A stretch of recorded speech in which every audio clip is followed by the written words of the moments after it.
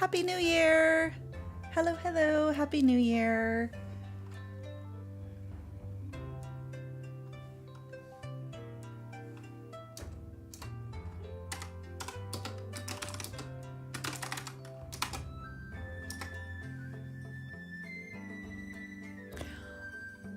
Alright, okay, so we're back from winter break. I hope everybody had a really good holiday. I certainly did. I got to spend a lot of time with my little family and friends, and we had a really good Friendsmas dinner. It was really awesome, and I think my son liked all of the gifts that I got for him, and we had like a Christmas miracle. I got him a 30th anniversary PlayStation Portal, and it had gotten lost in the mail, but PlayStation actually sent a replacement, which was kind of shocking because I think they're out of stock again. But we did get a replacement, so that was like the thing that I wanted to get him the most. And I'm happy to report that it arrived safely. It arrived in time for him to open it on Christmas. Yeah, and it's actually a really cool device. So originally it looked more like a novelty accessory, but because like we collect a lot of video game stuff, it was kind of something that was like, well, it's special, and it's a weird and interesting form factor, so it needs to be in the collection, kind of a thing. But and this actually happened, like, for me anyway, like with the Switch, where it was like it didn't really look all that great in the commercials in the beginning when it was first released, and but once I got the Switch in my hands and actually played with it, it became like my favorite console, and it still is my favorite console. But I think the same thing happened with the Portal. When we got it open and got everything put together, it's actually pretty awesome. One thing that we did need to do though, and we got some help from watching one of Wolfden's videos. He has 2 videos about the Portal, and it needs really good Wi-Fi, and so we ended up moving the PlayStation 5 closer to our internet router and plugging it in, and so having the internet like hardwired to the PlayStation 5, that actually made the Portal work really good, and it's been really nice because a lot of the times, like around like dinner, we kind of do probably what a lot of American families do and have TV or dinner in front of the TV, and that's usually like where we eat a lot of our meals. Hi James, Happy New Year! That's good to see you. But yeah, I usually play like on my Switch, or I got Animal Crossing New Leaf for my Nintendo DS, and I've never played it before, so I've been playing that a lot. But it's been kind of cool because like my son and I have been like sitting out on the couch in the living room watching YouTube videos, and then he's been playing with his PlayStation Portal in the living room a lot. So we've actually like been hanging out a lot. Like we hung out a lot on these days off that I had, because it's like normally the PlayStation 5 would be in his desk in his office. Yeah, we do all the time. Like that's when we watch YouTube videos together, and I don't know, it kind of is a conversation starter, I think, more than a deterrent. Because, like, usually when we go, like, if we go out to dinner, it takes us a while to get, like, warmed up in conversation. And, but if we're, like, watching something, we'll, like, start talking to each other about what we're watching. And so, and then like if need be, we'll like pause it and like keep talking. But yeah, he really, really likes the portal a lot. We realized that we need a new router. Our internet provider, this was like a Christmas miracle, I feel like, that happened. Our internet provider sent us an email saying that they had just upgraded a service for us in our area, like, or like, I guess in our area, maybe they'd upgrade like the hardware or whatever. So our internet is like twice as fast as it was before. And we could actually get like a better router now, and which would make that portal work even better. And that was really cool. And our service like price like stayed the same. They had a couple of days where the internet had gone down, and then they were working on some stuff and we didn't know why. But yeah, we found out they were they were doing some improvements. That was really cool too. But yeah, how was your holiday? We had a bunch of friends over on Christmas Eve for dinner, and one of our friends likes to cook, and he ended up making like a chicken curry for us, and I have never had curry before, and I loved it. It was so good. They did the same too, and we need to upgrade both our modem and router, but I don't have the money to buy them. We don't either. Like, I spent all of my money on Christmas. I'm broke right now. But I think maybe the summer, or it's not like hamstringing, bottlenecking the internet too much. But it's not letting the internet signal live up to its full potential. But I think I was like, I need to pay off some things before we get a new router. It was good. You played Star World mostly, trying to get the character Firefly.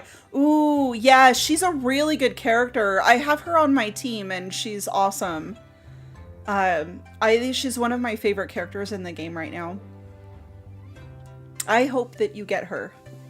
Did you see, if you follow, I think the account is called Honkai Universe. They put out some codes from a live stream earlier. Let me see if I can get those for you. Did you get the codes from the live stream? From the Honkai Star Wars live stream?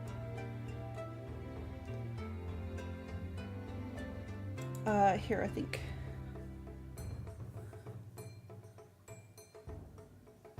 These might help.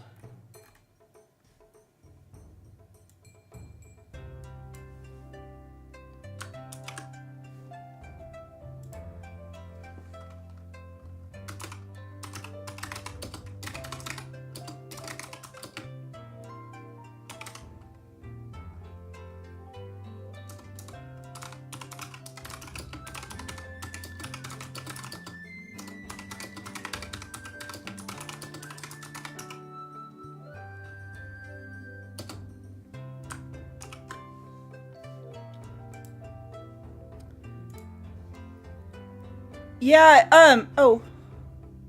Here, it didn't paste them right. Let me try that again.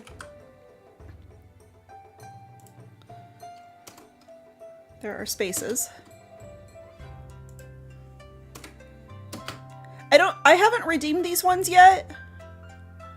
But if they have like any stellar jade in them and stuff, they might help you.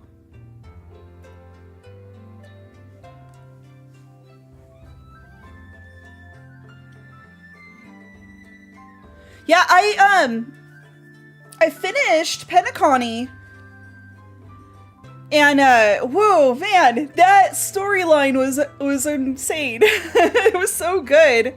I don't know, like, I think there's some more stuff coming out that is about Tingyu. And I don't know what's coming up next. They just showed some other stuff too that I didn't get to watch yet. But yeah, and then I had some like new stuff open up on the train.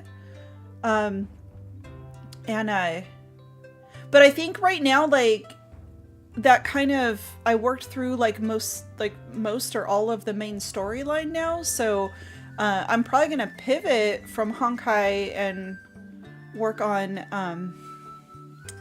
Zenless Zone Zero a little bit more frequently, because I had still like been playing Honkai quite a bit, so I would only play Zenless on like when I was streaming.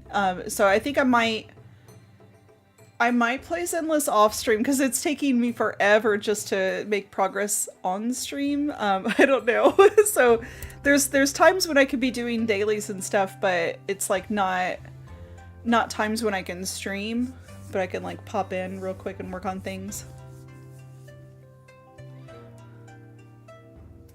We're gonna do a short stream today. This is just a short bonus stream. So I'm gonna play SUIKA game, and then like just chat today.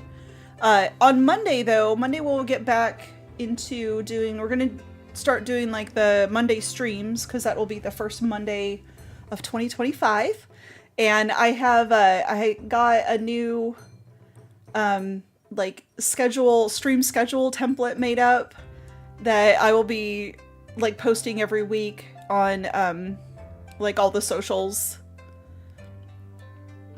I just got done unlocking March 7th hunt class. Nice. Awesome. I have been using my son actually looked at my account and he was like, "Oh, here, like try this rotation." So he built me a team of the Trailblazer and like the newest version of the Trailblazer, and then the Firefly and Pele, or Pela, and who's the other one? Laucha being the healer. Those four work really good together. I like was just putting all of my 5 stars on a team, but actually having Pela on there, even though she's a 4-star, she just works really well with that build, like with those teammates.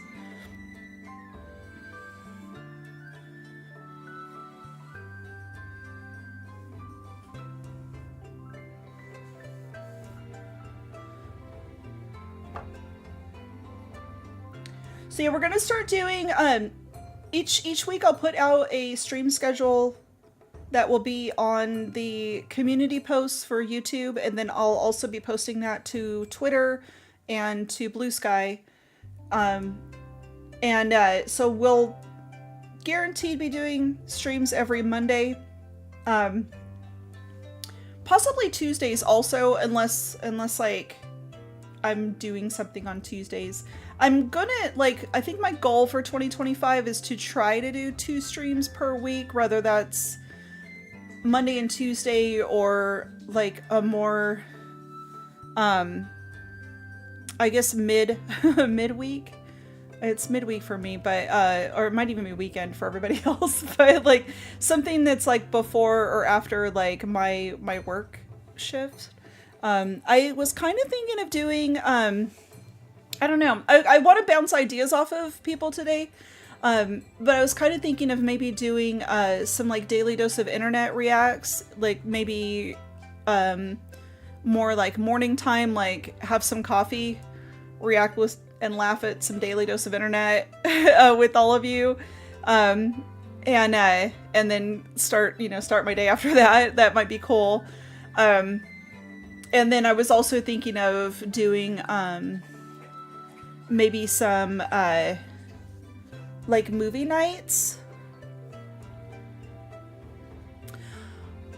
I want to get the girl from the train and team her with Herta as the follow through passive work off each other, and we'll continue to proc and leave the enemy unable to attach at times.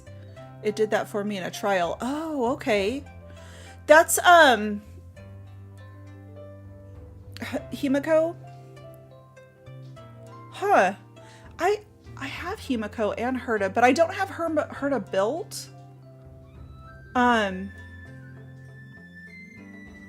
I'm gonna try that out together, and I'm gonna build a new team and put them on a team together and try them. I don't know like how all of the different players work together. I feel like it takes a lot of research to like figure that out. But I think now that I've like worked through like the main quest, like I can kind of focus on, I guess, learning how the individual characters work together. That'll be kind of interesting to do.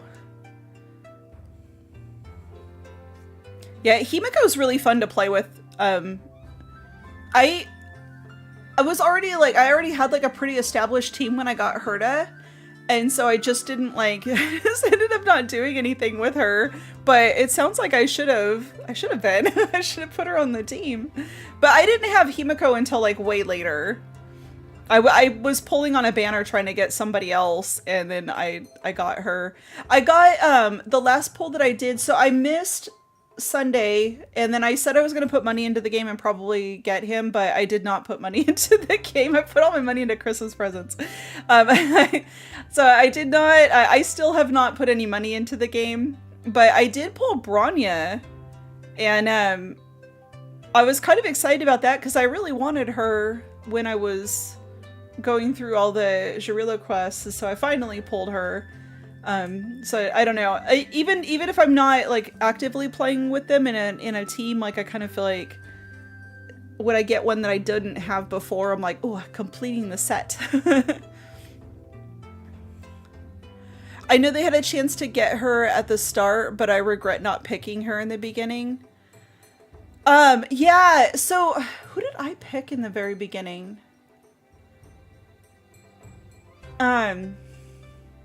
I don't remember.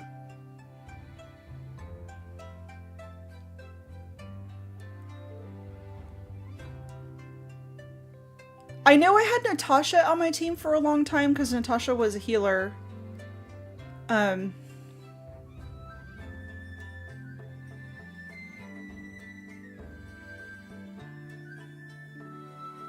there was somebody else.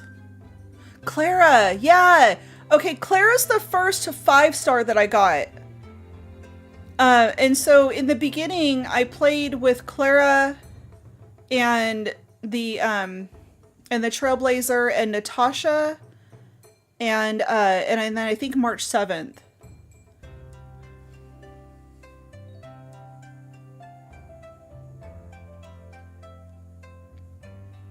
Rolled a box for the Dragon Lady. I have, I got Bailu when I was doing, the Lafu stuff. She's really good. She's like, she doesn't do a lot of damage, but she keeps everybody nourished and alive.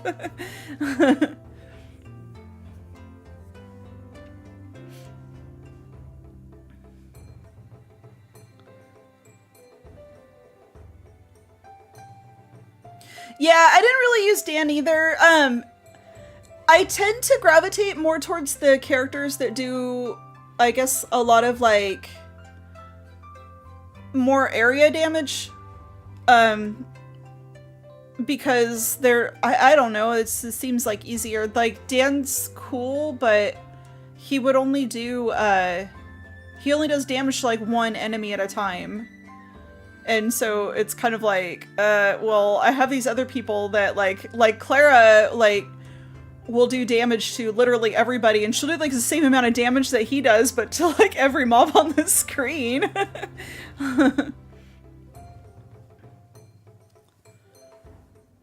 Oh yeah, the automatic revival. Yeah, that's nice to have. There were times where he needed it. I really liked, I got Blade at some point, and Blade was on my team for a really long time. Cause like Blade is really like, he's like a Mara struck, so he like can't really die. He does like a lot of like counter attacks, and when he does counter attacks to everybody. He would just like obliterate things. It was great. And I used him and Laucha together on a team for a long time, because like as soon as Blade would do like his action, it would take a lot of his health, and then Lausha would like automatically heal him, and that worked out really well. But it was really funny though, because like Blade's health will also just like regenerate on its own. And so when like Lausha would heal him, he'd be like, unnecessary. It's like really funny.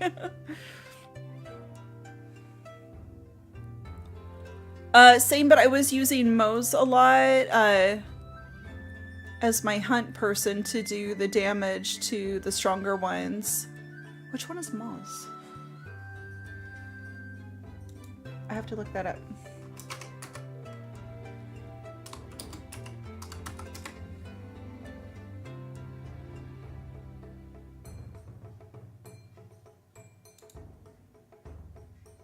Oh. Oh, yeah, I didn't get this one.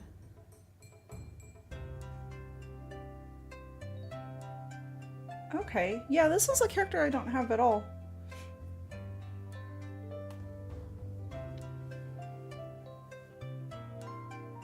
I liked Acheron a lot too. I borrowed her from friends and got to play with her like that, and she was really awesome, but I never pulled her.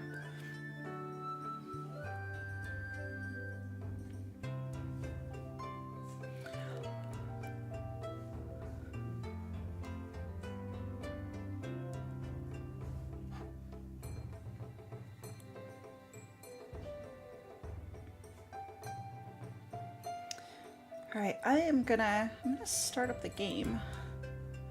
So I got, when SUIKA game first came out and all of the Hololive was playing it, I really wanted to play it, and it wasn't available in the US yet. So I made a Japanese account and I got this game. So this is the actual Japanese version. It used to be, like, everything used to be in Japanese. But I just noticed, like, now when I log in, like, it shows it in English now, which is weird because I think they know what I did. Like, I know that they're like, we know that you're in the U.S. The game is available in the U.S. now, but I bought this little, like, this DLC. It's like a wintertime DLC. And I thought it looked really cute. So since I got it, I was like, I haven't opened up the game in a little while, and so I opened it over winter break, and I saw that you could buy all these themes for it now, and they're really cheap. I think this was like, what was it, like 200 yen? I had bought to get this game. I got I forget what the name of the website is, but I had gotten a yen like gift card that I redeemed to this account, and so after the game I still had some left over, and then I bought the this theme from there, but it was like hardly anything. So I was like, oh, this is cool, it's cute.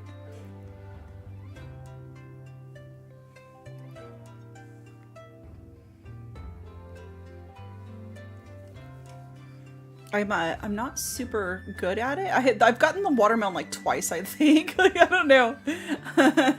But it looks really cute though, I think.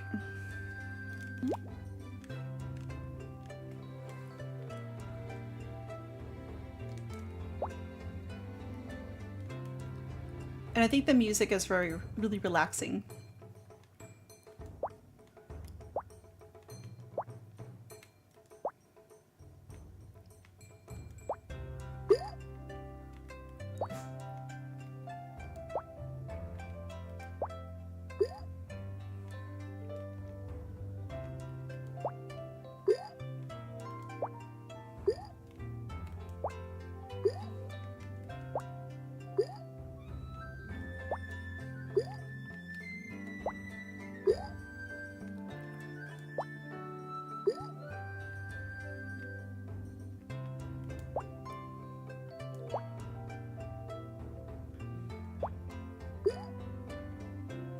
We had a friend stop by last night that brought us some board games as like a late Christmas present, because I guess they delivered late.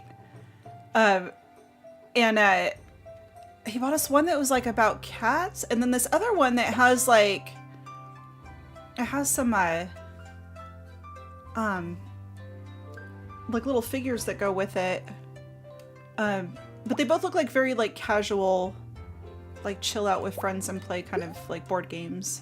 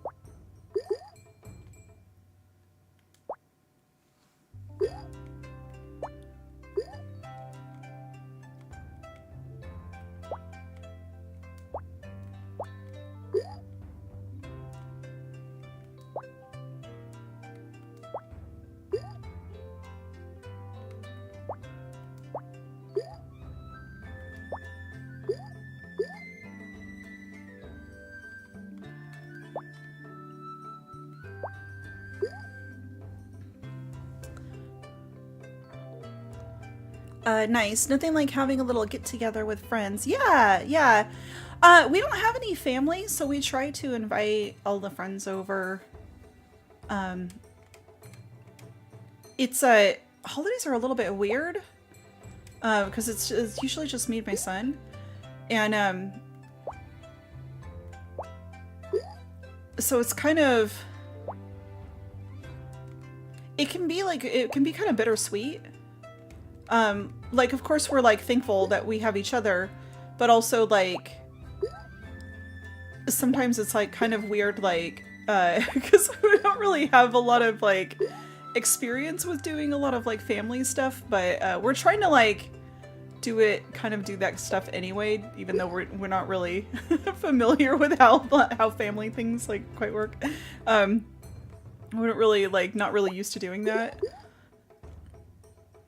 But it was cool that, like, we invited everybody over and everybody came, like, it showed up. There was, like, a few people, like, I think, like, one person that lives out of town, so they didn't make it. And then another person that, they had, like, something else to do that night, but we actually had, like, a really good turnout of people that came. And so that was really cool.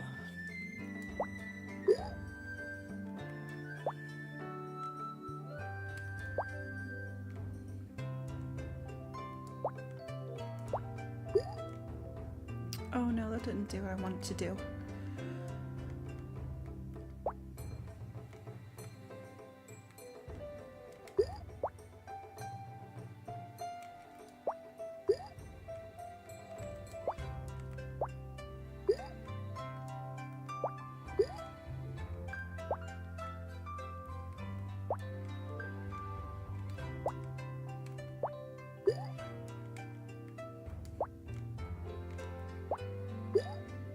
Did you get to spend time with family?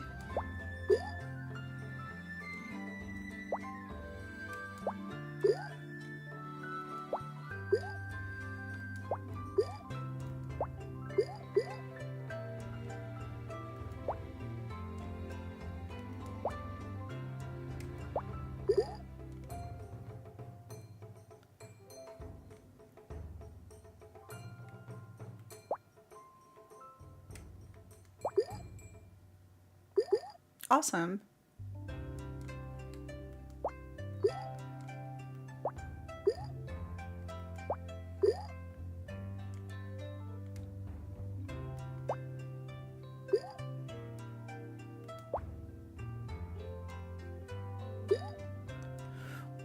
Sort of. So before, like, I did some family stuff, like, when I was younger. But, like, I don't know, our family functions were always, like, kind of dysfunctional. And then, like, after my mom passed, like, we didn't do any. There's no family here like for us to do stuff with for the holidays. And at first it was kind of like, oh, like we don't get to like do that anymore. But also it was like they were always like so like chaotic, and I'm like, I know this is not what real family like regular families do. But it was actually like really nice because like even though we planned like to have people over for a gathering this year, like it wasn't stressful at all like it had been in the past. And like I just like really appreciate that, like just actually going and like just like hanging out with people and not having the stress of like, oh, did you bring the right thing, or I don't know, just stuff isn't perfect, I guess. And having a lot of demands or having to drive all over the place, because that was always something that's like kind of exhausting. Everyone was in the house but was doing their own thing. Okay, yeah. Yeah, I guess, yeah, that could happen too. Like, I know when I was younger, like we would do Thanksgiving at an aunt's house, and it would be like all of the women in like the dining room area.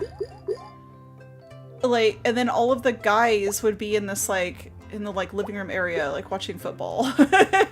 Like, and like, if you weren't doing one of those two things, then like, I don't know, like people would like sneak out to the garage and like hang out there. So it's like people just all over the place in the house.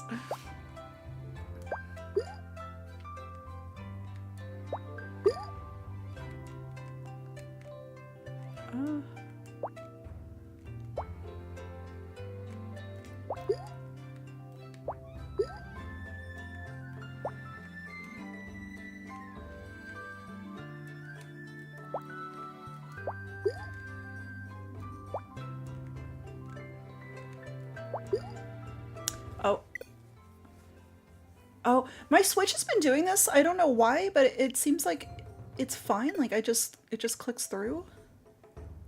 It does this at the end of each game. I'm not really sure why it's been doing that.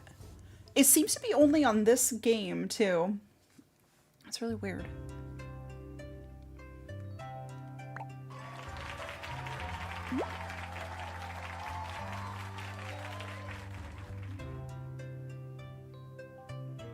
That happened at your bi family gatherings too when they were all still alive? Yeah, like those bigger family gatherings were like, for me, growing up were like, I don't know, like everybody was there because they felt obligated to be there, but it was like, I don't know. It sometimes like, it like felt like we, maybe like people didn't want to be there, I don't know. My family had a bad habit of like trash talking each other a lot, and so as a kid I'm like, you would like, I would hear like my family like trash talking one of the people that was like on their way, and then when they would show up, like they'd shut up about it. And it was so awkward. So like the person walked through the door, and like me, the kid, I know that they've just been like saying all this terrible stuff, and then like they walk through the door and they're like, oh, it's so good to see you, hi, how are you? And they're like, okay, I bought a obligatory side dish, now I'm gonna go sit in the living room and not talk to you again. It reminds me of where my PSP, who's constantly go to the home screen when I try to play games. Oh, your PSP does that? Maybe I need a... Is it time for me to get a new Switch? It's time for Switch 2 to come out. I'll get that one. Then I'll upgrade. I think it's supposed to come out, like... Was it later this year, right? I don't think they have like an actual release date yet.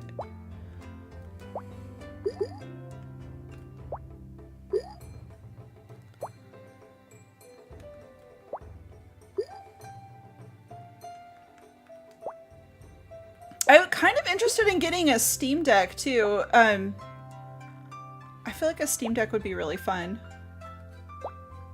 I sit at this desk so much. So I work from home and I have like day job stuff. So basically like when I do that, I swivel the chair over and do the day job things, and then this computer goes off, and then when I'm doing like when that's done, and then I'm work on this computer on like personal like content creator things. So and then it's like when I want to just do like me time, I want like a handheld like console of some sort so I can go and like sit in the living room or like take it with me somewhere and like just not be anywhere but this desk. It might be in winter time. Oh, so okay, maybe we'll have it in time for Christmas. Christmas 2025. I'm putting it on my list. Like make a list super early in January.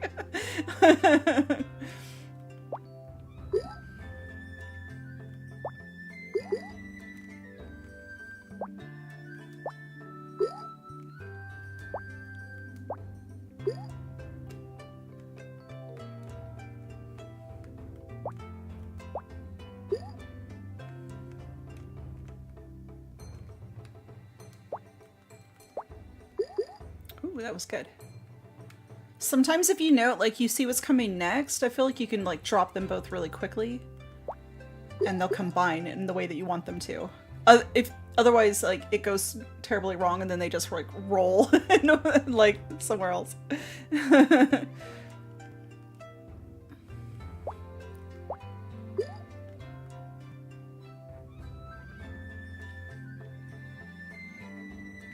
You're just going off the usual norm from when consoles released.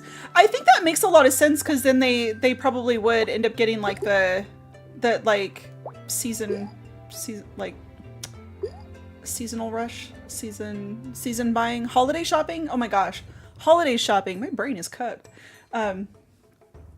Yeah. That's like it seems like a good time to release a console. Like I know they release a lot of games like in like September, especially like cozy games. Like cozy, like September is like cozy month.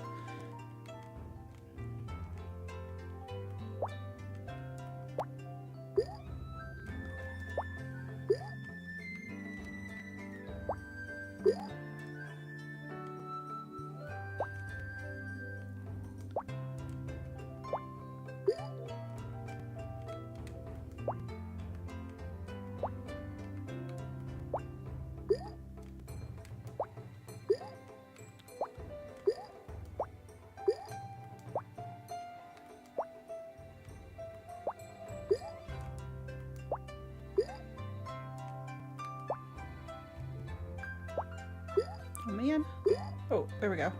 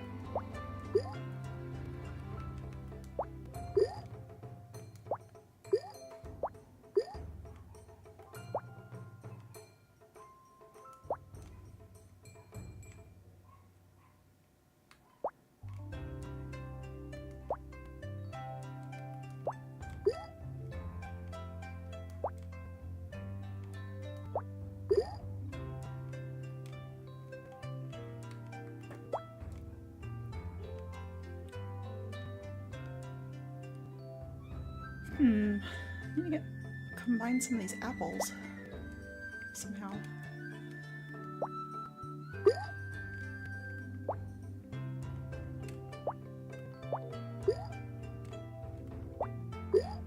Just keep making more apples. Eventually they'll touch. Maybe.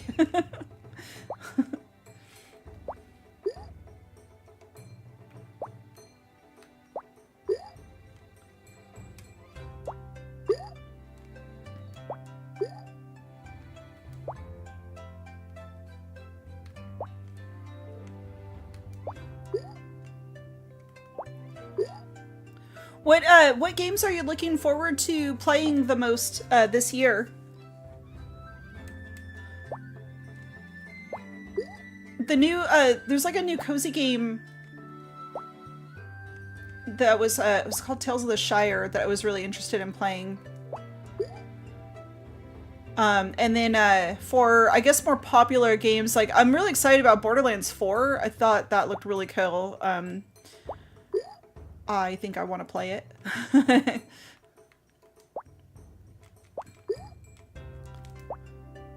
I think my computer can still handle playing something like that.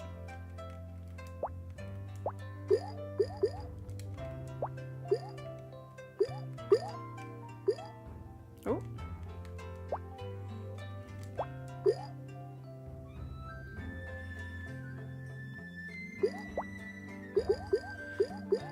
Oh, that was so good. What? Look at all of our apples combined.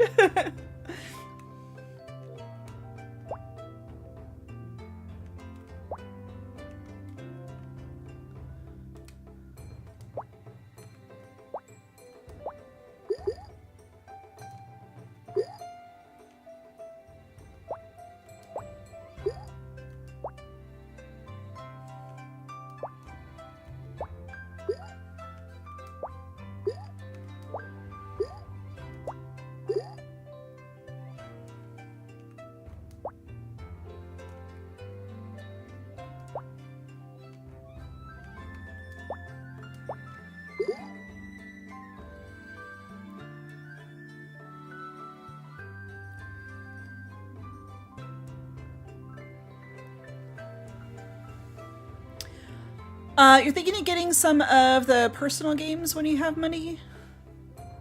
Then I want to try Metaphor. Oh, what is Metaphor? What do you mean by the personal games? I'm gonna look at Metaphor.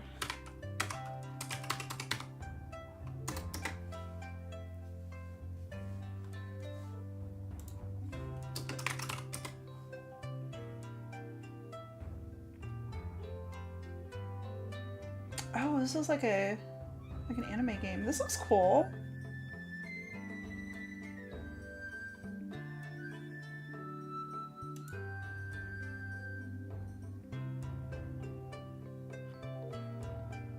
Or Persona, okay. I have Persona for my DS, and since I've been playing Animal Crossing New Leaf on it, I was like, oh, I should get that out and play it, because I never finished it. I have like the special edition DS that came with Persona, and I played it for a little while, and then so many games I start and then never get to finish them. And it'll be like way later when they're not even popular anymore that I'm like, I'll go back and like sometimes finish them. Sometimes I never do. but that was when I was like, that would actually probably be really fun to play.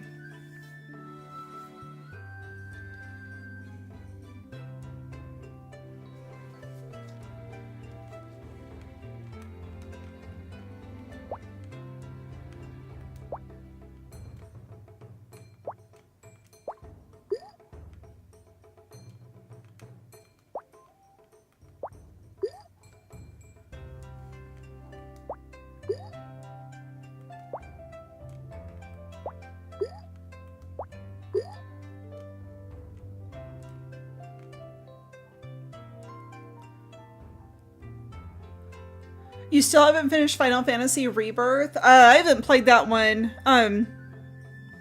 The last Final Fantasy game that I finished was Final Fantasy VII, like the original one. I wanted to play Rebirth because it looked cool, and like the first Final Fantasy was so freaking good. Oh my gosh, that game for being like, you know, it was the old timey like low poly graphics and stuff, but man, like it really pulled at your heartstrings in some of the parts, and I got teary-eyed. It was a really good game.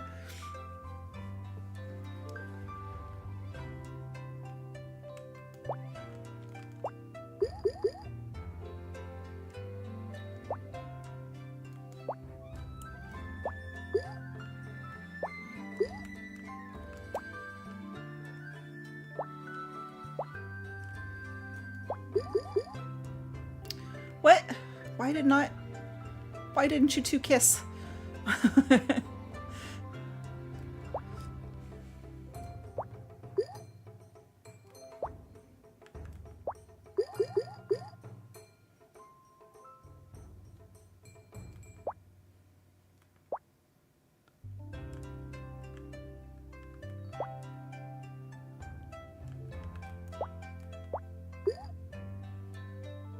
It's the biggest one as long as you don't include Final Fantasy XIV. Was Final Fantasy XIV the open world one? Or like it's the one that you can play online with everybody?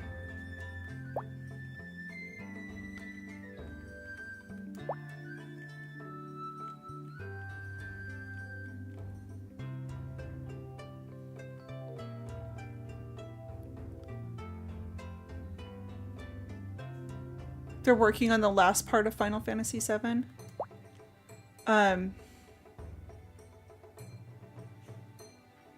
Okay. Yeah, I don't know. Like MMOs are cool, I guess. Like I used to play World of Warcraft a long time ago. But I just like I feel like I don't have like the time or patience. Like I just want to play something that's like I don't know. I don't want to play something that forces me to have to, like, I guess, pair up with other players. So, like, I think, I don't know. Dauntless is actually really fun to play, and I play that one on the Switch sometimes. And it's, like, the way that one works, it is, like, it does have these, like, open maps and stuff, and there's a lot of other players. But, like, you could just, like, just kind of show up and other people will start helping you. And, I don't know, like, there was always a problem in World of Warcraft where, like, I had a hard time, like, really being connected with a guild. And so before, like, they added the like, dungeon finder, it was like hard to like find people to like pair up with me to play dungeons and like get to those progressions. So I would basically just end up doing everything that I could solo. And then also when they introduced the dungeon finder was cool, but like people would get in there and then like they would go like AFK like mid dungeon and not come back at all. And it was just so like kind of tedious, and I'm like, I just want this to be a single player game. I don't know, like I feel like if I'm just like casually playing games, like the single player ones are the way to go.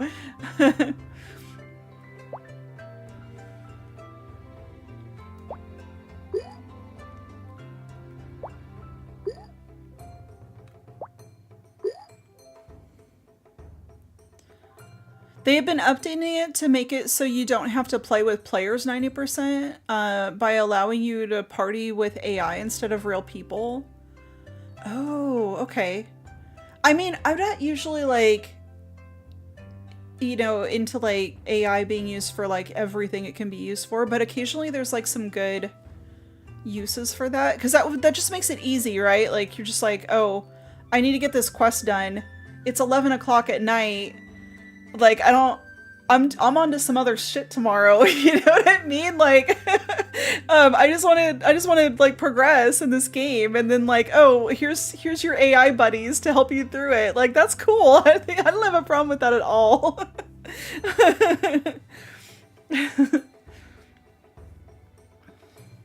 Some of you will have to queue with random people for like raids and special instances. I guess if they have a good system for like pairing people up, like my big fear is like I don't want to have to go run around a common area asking strangers to play with me, because I'm like literally not gonna do that. Like that just sounds awful.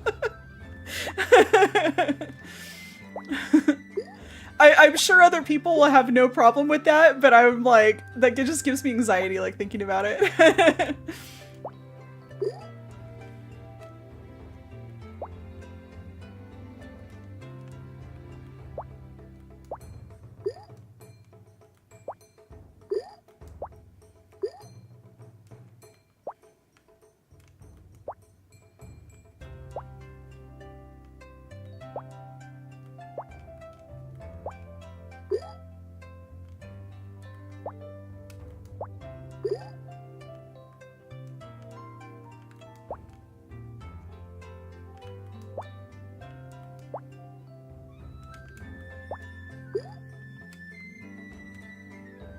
Oh, I don't think there's...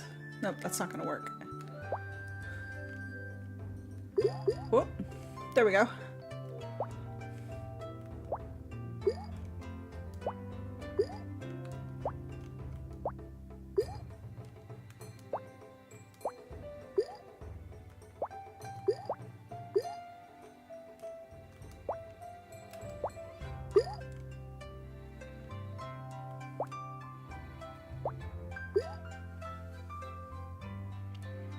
Not like that, like an NPC that will take role for the group. So like a DPS, healer, or tank role. But NPC are slower as they don't use AoE abilities when fighting groups and use single target only. Okay. So I guess it would like... That kind of incentivizes people to play with real people. I don't know. I'll have to see this in action.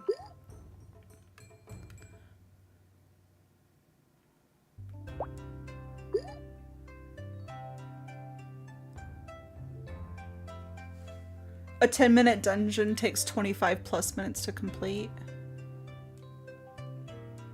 Oh, okay. Oh, so yeah, okay, that makes sense. So yeah, it would just take you like a little bit longer to get through it. That might not be too bad.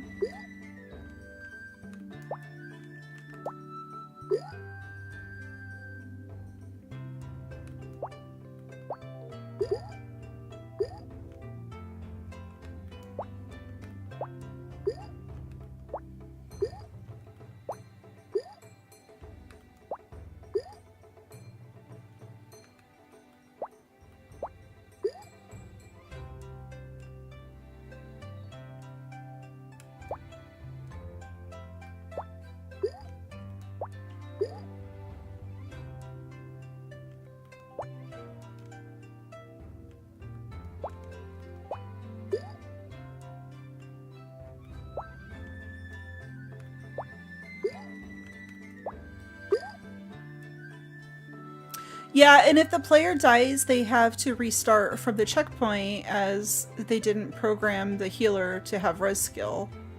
Oh, okay.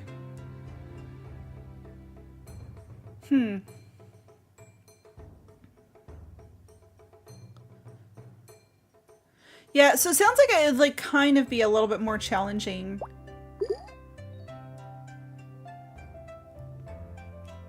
I don't know. That might work pretty well though. I'm not sure. If you play it before me, then let me know.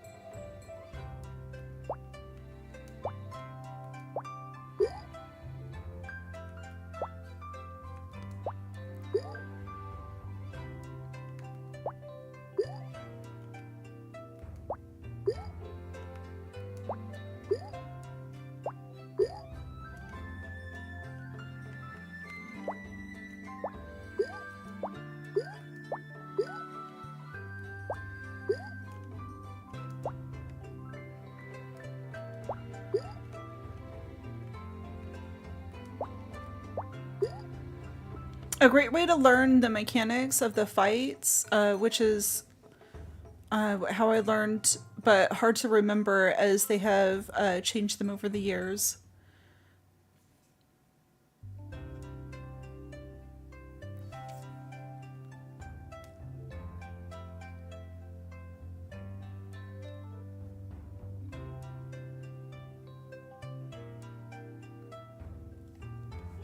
Oh, you mean like the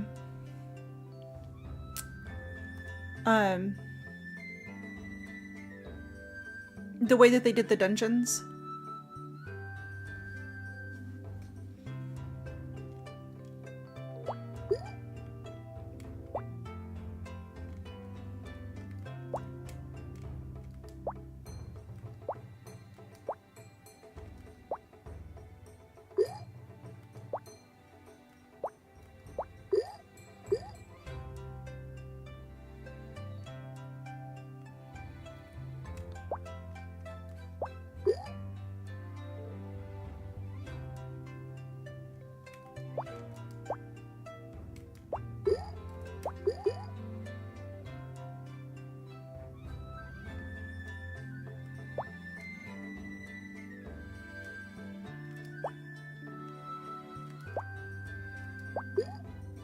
Oh man.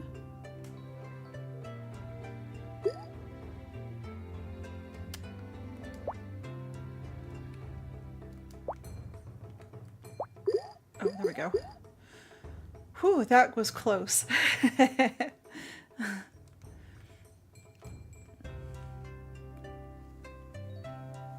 Yeah, they take some mechanics out to add something else, as the NPC could not do when needed to be done. Okay.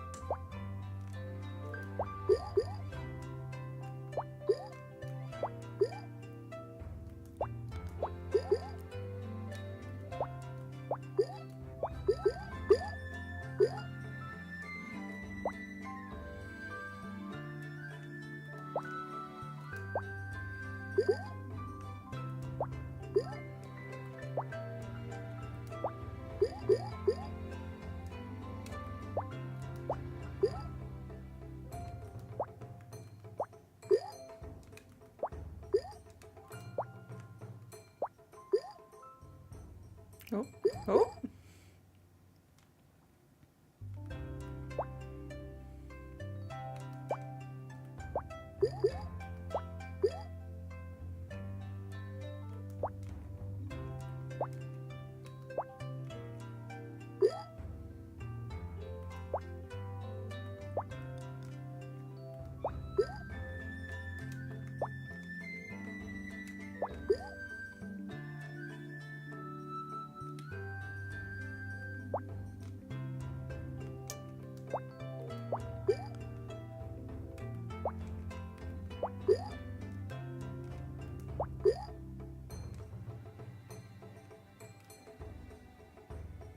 I was hoping to put an orange right there.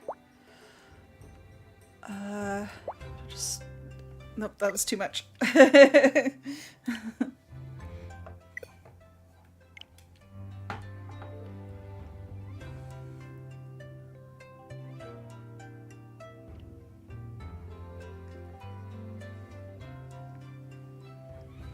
Okay, so it's like using a lever to drop a bomb and then throwing it at the boss to make it weaker.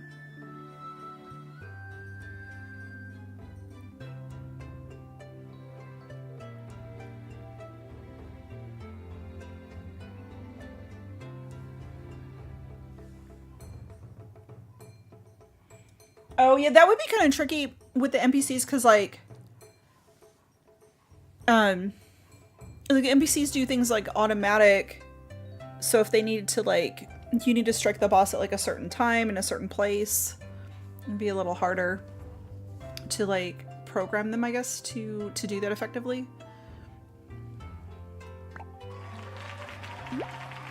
We got a new top score.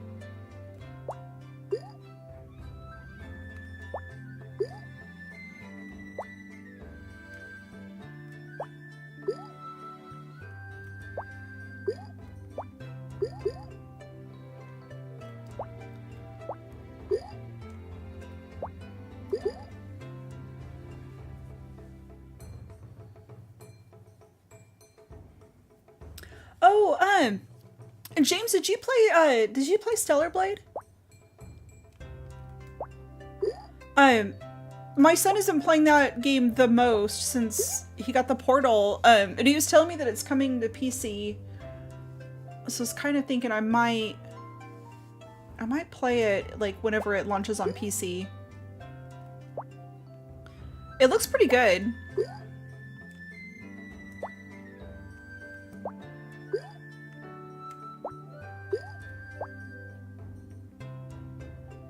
Did you like it?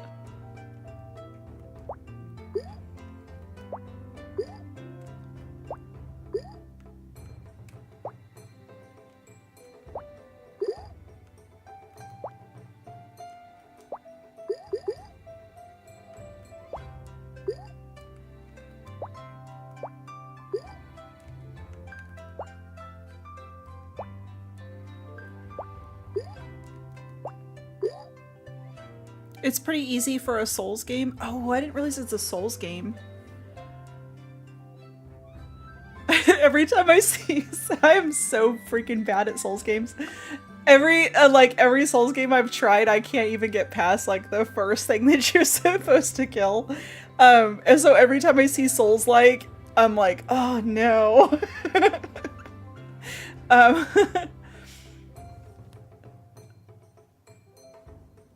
Yes, I had to pick a less distracting outfit when I played. Yeah, so my son like let me like walk around like in an area, and I'm like, wow, they really they really give you some eye candy to play with on this.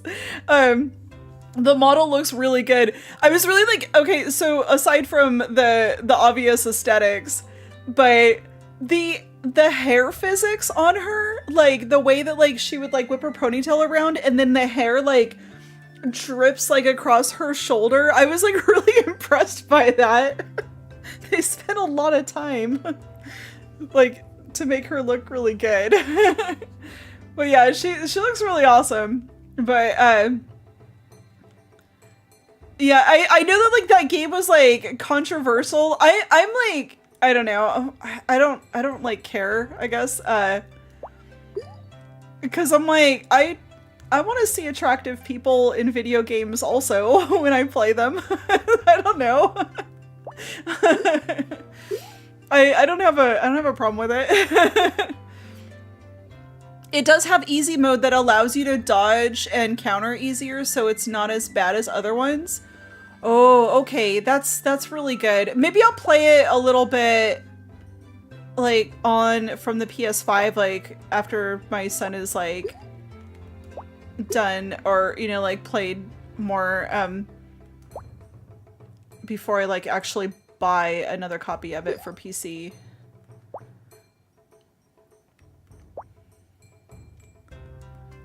When we bought Bloodborne, I couldn't play it. Like, it was like unplayable. And my son ended up finishing it, and I just like, oh my god, I felt like so brain dead. I was like, why can't I do this game? But yeah, for some reason I just had like a lot of trouble with it.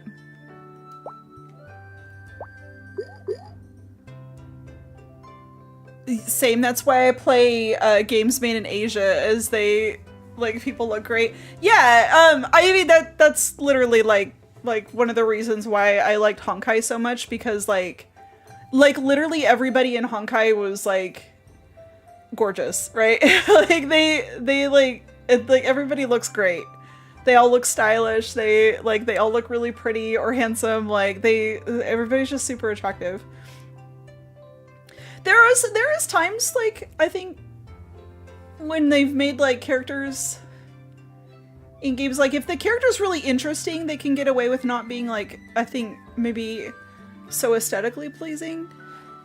I know, like, a lot of people were, I see so much stuff with, like, oh, well, this is, like, a game that's, like, pandering to a certain group of people, and I'm like, I don't know, I feel like if your game has characters that are not like maybe conventionally attractive and they don't look like anime girls, like you better have some good writing.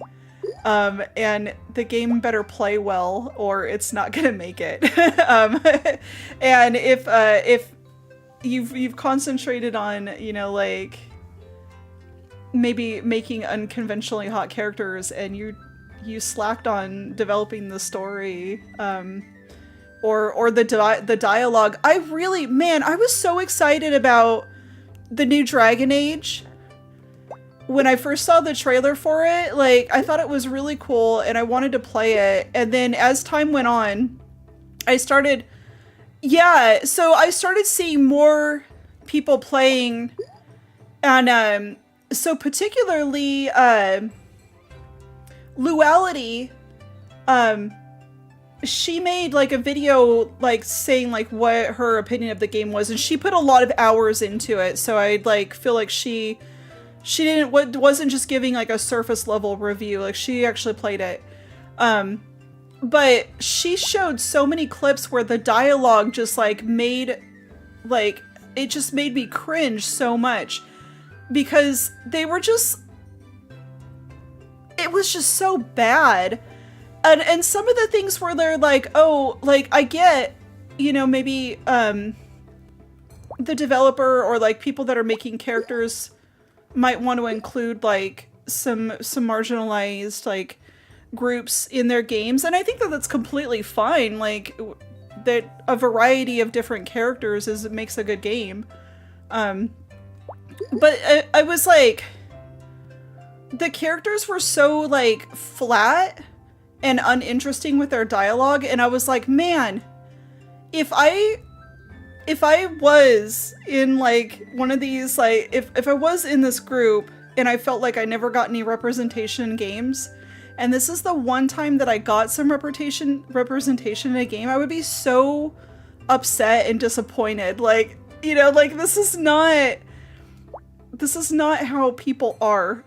Any people. Like they're like it sucks to like spend all of that time and money to put a game together, and then it just totally like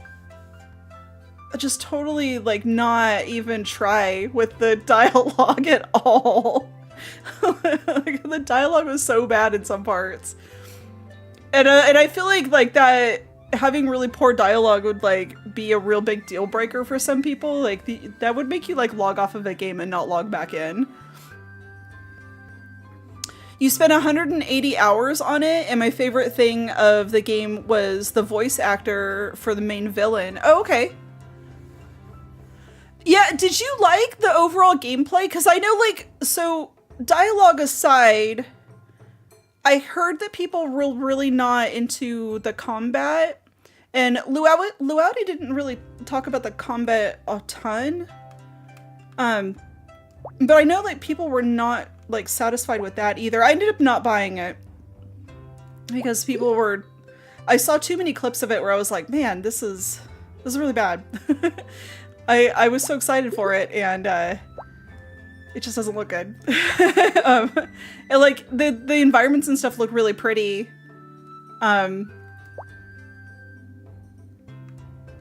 But yeah, it seemed like the environments was the strong point.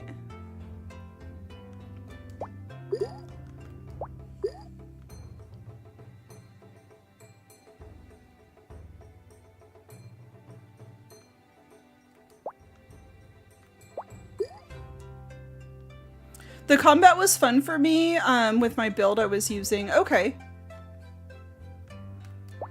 I don't see myself as being somebody that would be very critical about combat.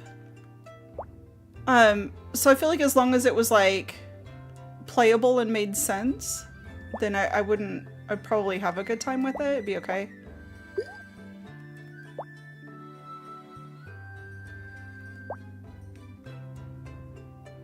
Oh, I'm running out of space. I did have a bug that gave me 2,000 plus armor for a mage and wasn't taking damage at all. Ooh. Whoa.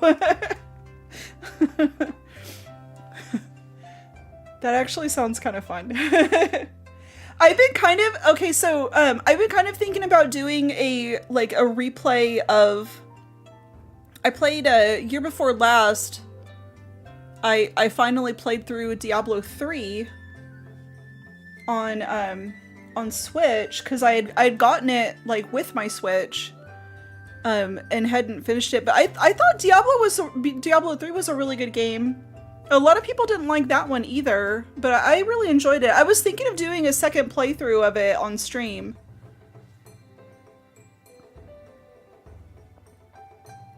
It's on sale for $20. Oh man, maybe I should get it then if it's like if it's like really cheap, then I think it'd be fun to play for the lols, like and the pretty environments. We could play it on stream and like laugh at the cheesy dialogue.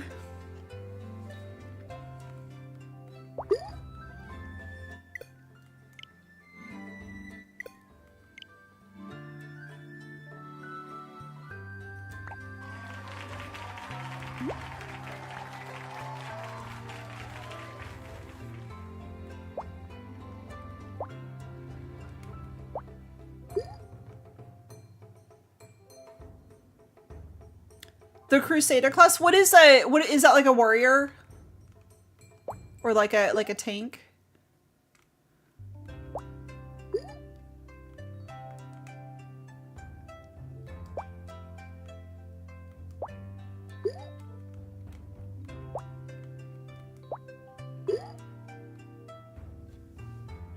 It's been so long since I played the other ones. I don't remember what the different classes were.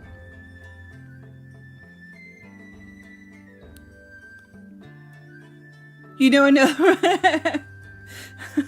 What? Who is it? I wanna subscribe.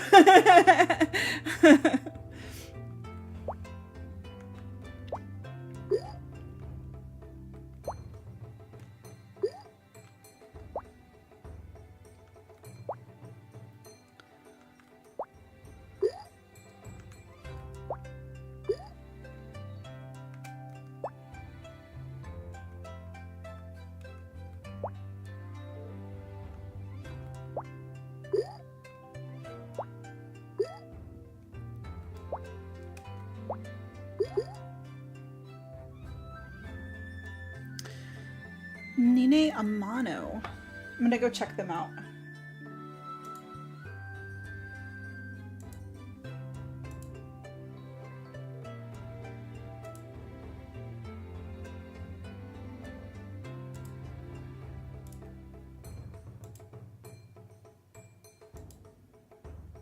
Are they on YouTube?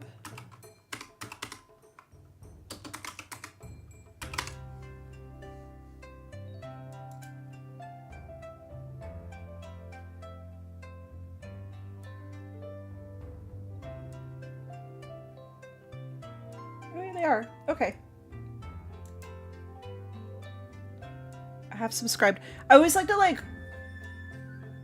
I guess subscribe to other YouTube or VTubers, like when I find them. The class was tanky healing class. You should have access to it on D3. Okay. Huh.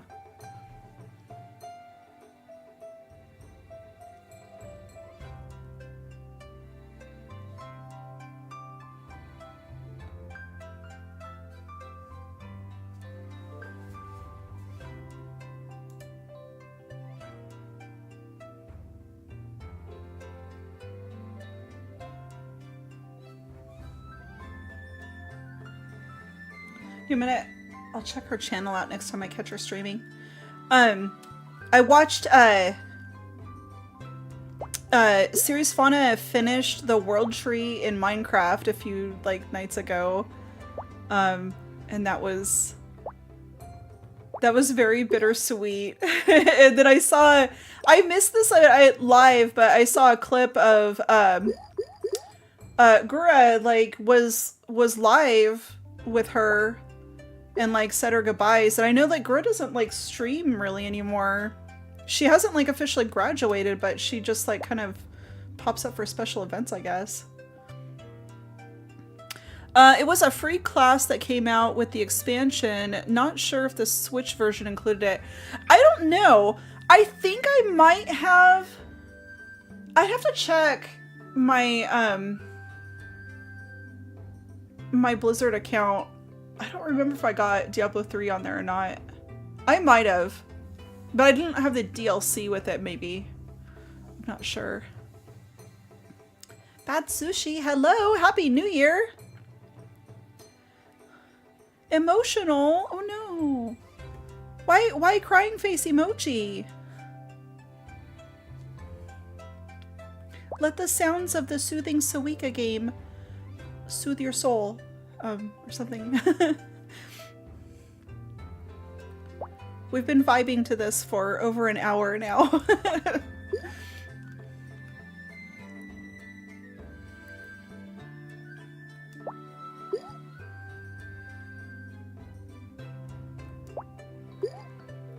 Happy New Year!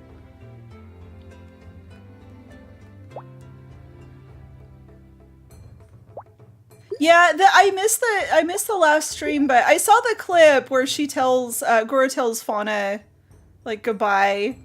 And it was like it was yeah, the stinky green. It was like emotional. The I did watch the stream where they finished the world tree and everybody basically like almost everybody came and helped her finish the tree. I didn't think that she was gonna get a chance to finish the tree. So I thought it was really cool that everybody came and made sure that got done. And it was so cute. Like after she logged out and she ended her stream, later on Twitter, somebody posted, like they had made like a little, like a memorial for her at the place that they took the final picture, like the group photo of everybody. Oh, it was so adorable. This stream now holds my record for longest I've chatted. What? That is so cool. That makes me feel so proud.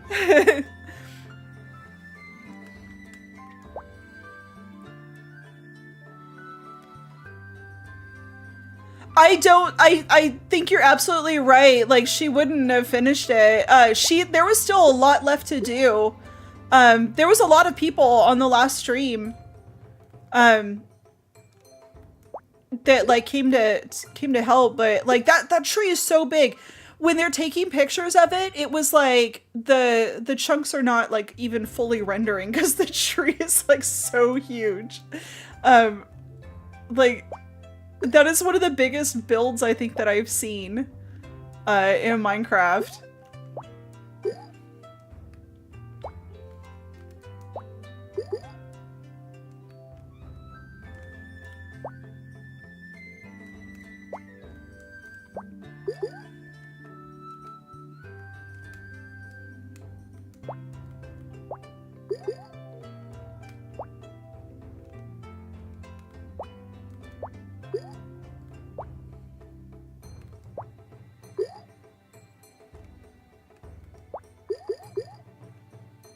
Oh, that chain reaction that I set up there, that was very satisfying. I think some might have helped her offline too without her knowing. Yeah, they might have. Because the last stream that I saw, she only had like a quarter of it had like the lights, the lighting on the underside. And then all of a sudden, like all of it was done. So it must have been like a really big group effort to make her vision happen. Did you see Hololive Pecora Cathedral? That's huge too. No, I didn't.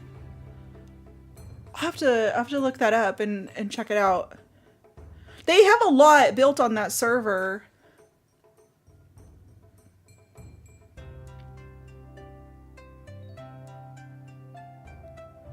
Lily Starwell and using Lingsha, and now I want her. I love like new characters will come out and then like I'll do the thing where you can borrow a character from a buddy, and like everybody that I'm friends with on Honkai Star Rail is like has like I think they all put money into it. I'm like the only one that doesn't, but so I'll always like borrow stuff from them, and then I'm like, oh I want this one. wait, no, I want this one.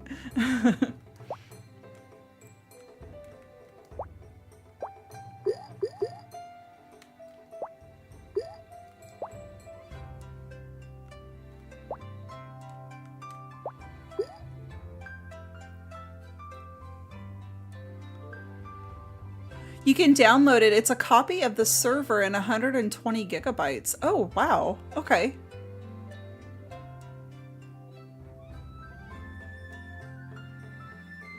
Yeah, they have 2 or 3 for each branch that has a lot of things built on it. Oh, okay.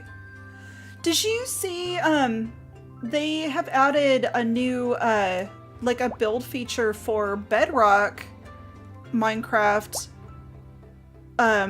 where you can like, build like huge like squares of materials instead of just doing everything like block by block. I know that they have like third-party stuff for the Java version,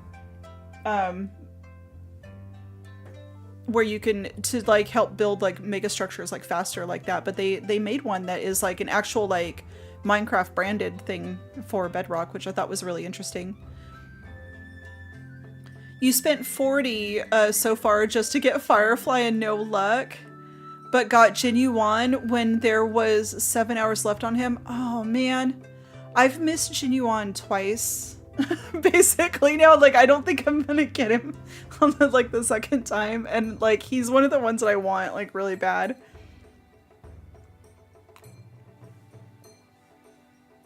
I think Jinyuan is like probably my favorite from all of the male characters. I like Sunday a lot, but I think Jinyuan is like, he's just epic.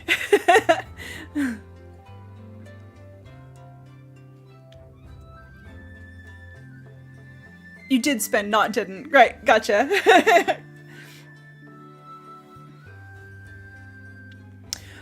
What do you guys want to play? I guess we'll play Zenless on Monday. Is that good with you guys?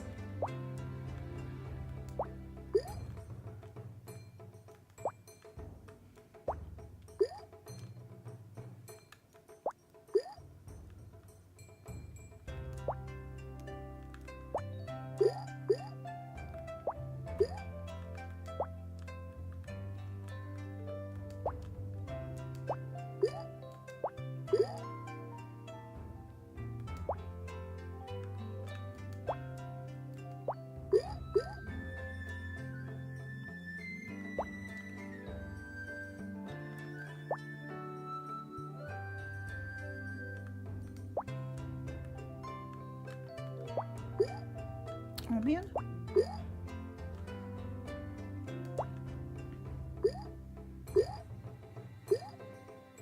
You gotta check work commitments. We'll be on Mondays. So Mondays, streams on Mondays are gonna be a regular thing now.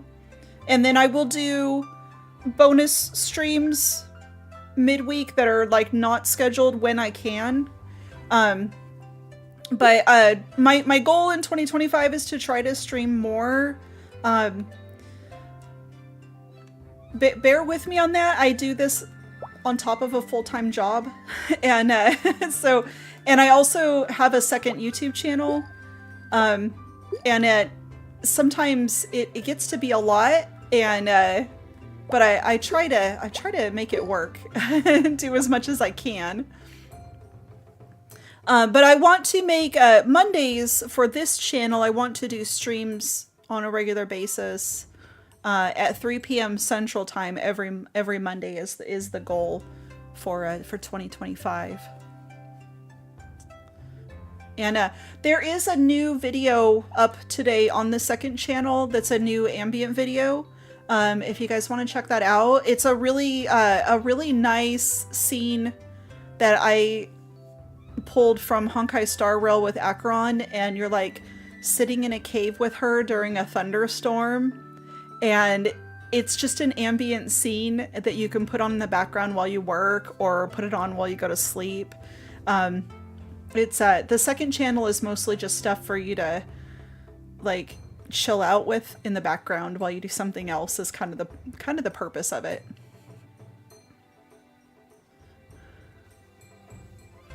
Yeah, well, I hope you can catch some of it too. If not, if you do watch the VOD later, feel free to leave comments on the VOD, because I usually look at comments like multiple times a day. Like I check alerts, so I try to respond to those like as quickly as possible, and I try to respond to every single one. It sounds like a lot. It is a lot, but also, like, I mean, I say that, but also I'm the kind of person where if I'm not busy, like, I tend to kind of, like,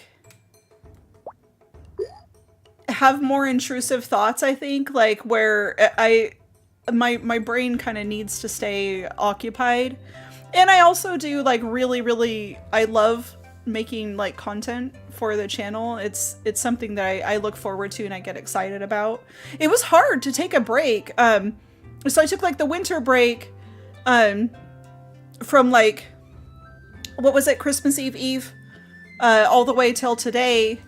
And the day, like Monday and Tuesday of this week, I didn't do any content creation stuff, and I didn't work my day job at all. And so for those 2 days, it was just like hanging out, and it felt weird to like not think about and like concentrate on either one of those things. It's like kind of actually hard to slow down, I think, sometimes, but I need to do it, so I'll like kind of make myself do it.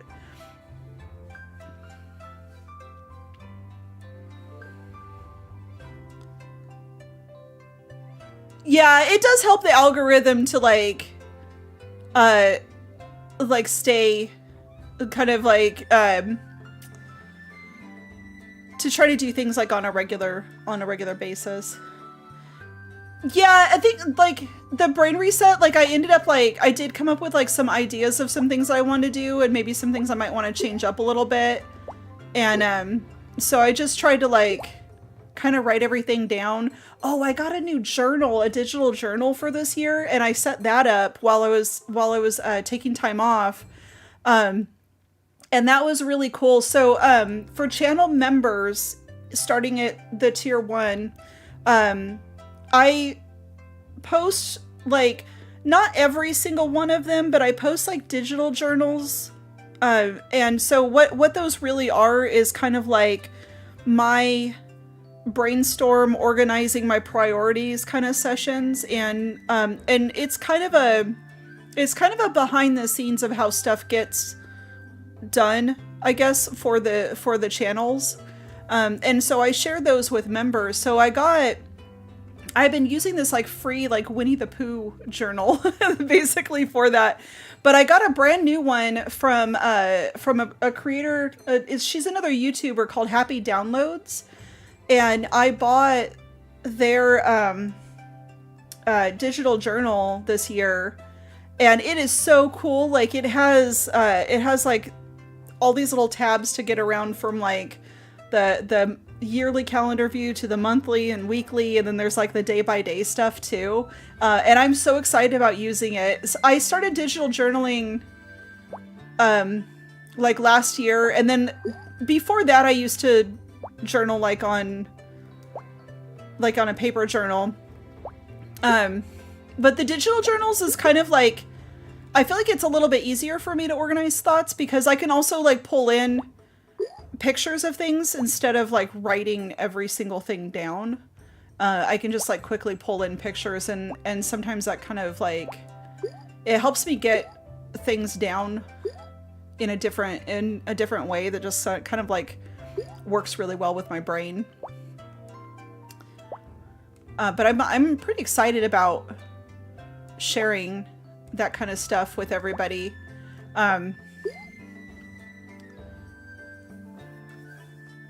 And the journal's also like super cute. So I don't know, it's exciting. It's kind of like a dorky like organizational thing, but it's exciting.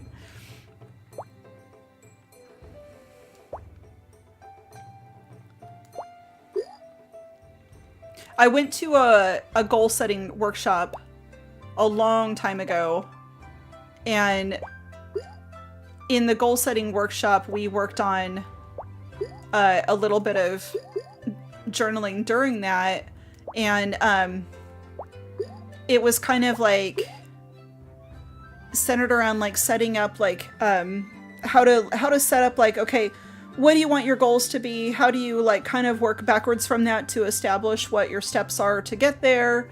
What little things do you have to do each day to like move towards those?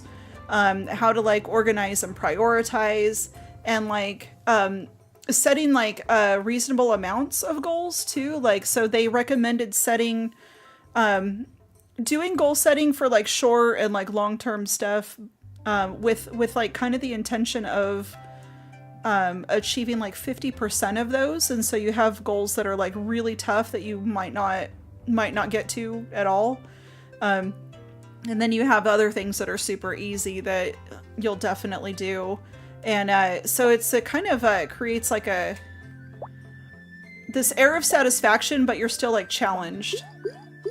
And so I found it to be like really beneficial, because I don't feel like I get bored as much, where I'm like, I don't know if it's like boredom, but like if I have too much downtime, like I tend to kind of like, I tend to feel like I'm like falling behind and I'm not doing enough. And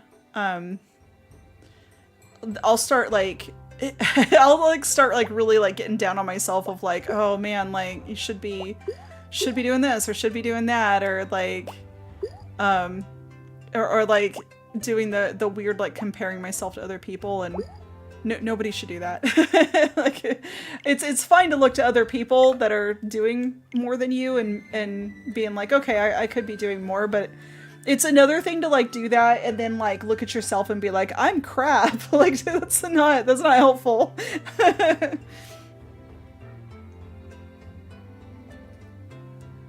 Yeah, I think it's really good. The journal that I got was $12.99 US dollars. And they have it for like there's different formats of it depending on what like device you're going to use it on. And Happy Downloads has their own YouTube channel. And so they go through and like have little tutorials on like how to use it. You have trouble estimating time for stuff. I'm learning so bad at that. Okay, this is something I have a hard time with too. Especially when I first started, I made this channel like almost a decade ago, and initially I didn't really put a whole lot on here, and it wasn't like a serious thing. But when I made the commitment in 2023 to start making regular content, I seriously misjudged like how long a video would take to put together, and or like how long it might take me to set up a stream or do different things like that. I would like how long it might take me to put thumbnails together, like all of that kind of stuff, like how to like making a short.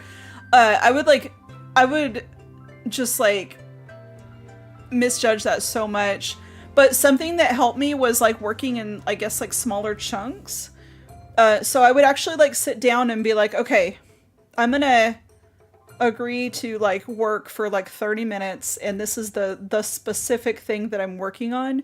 And so then if I didn't finish it, I could kind of like make a note of be like, okay, like this specific thing is going to take like longer than 30 minutes. So next time maybe I'll like allow myself like a 45-minute chunk for that, or an hour chunk, like to kind of gauge. And I would take note of like how long things would take me.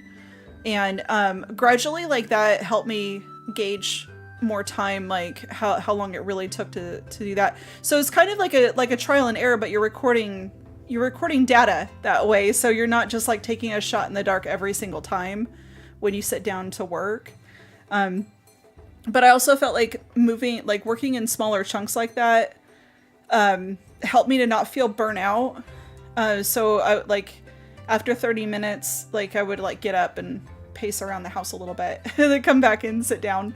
And that like movement would help kind of like clear my mind a little bit.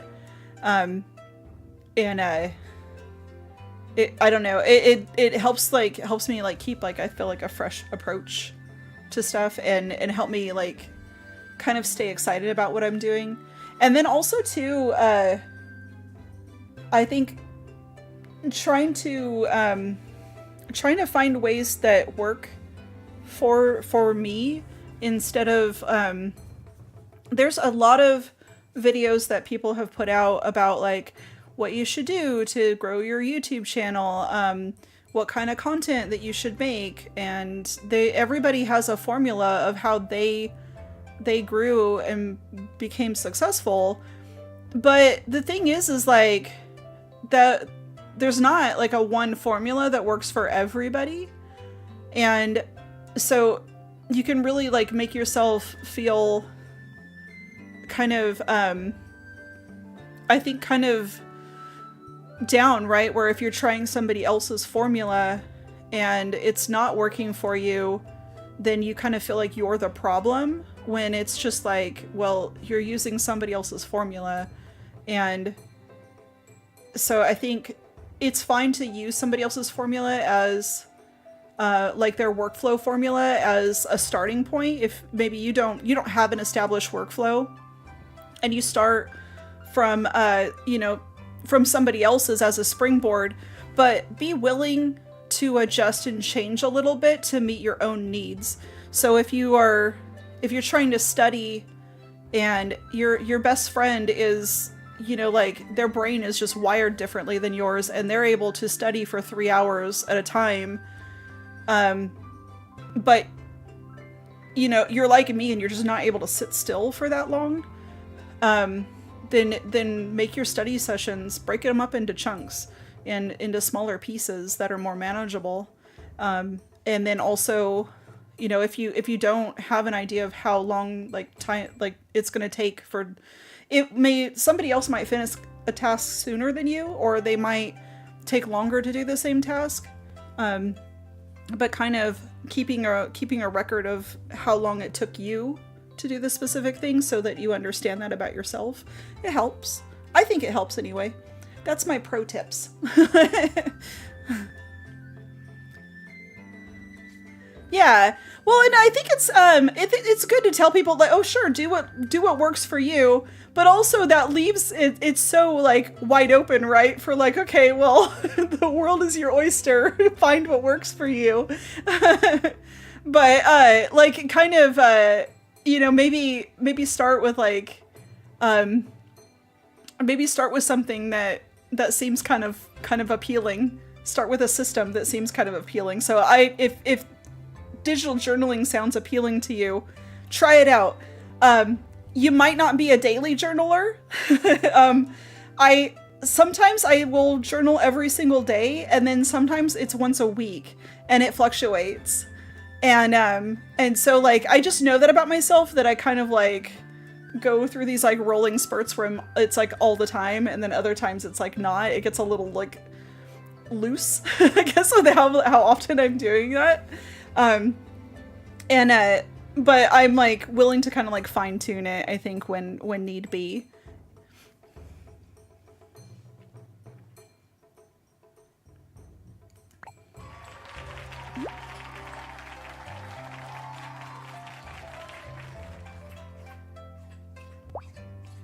One of the things that I really liked about the Happy Downloads journal that I got was that it was, there's like a builder, so after you buy it, you go through the builder and it asks you like some questions to pick some different options, and you can go through and like do it, like go, like pick everything, and then if it's not working in a few weeks, like you could go and like build a different one if you wanted. Like all of the things are like there.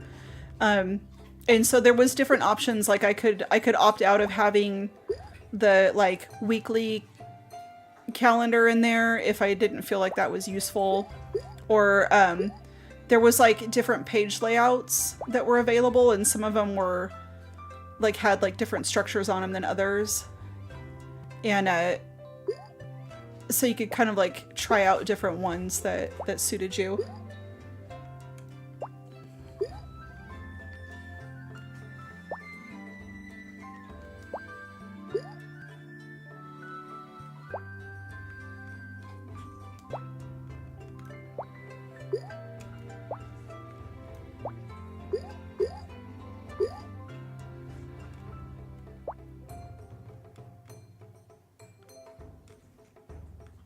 That kind of worked.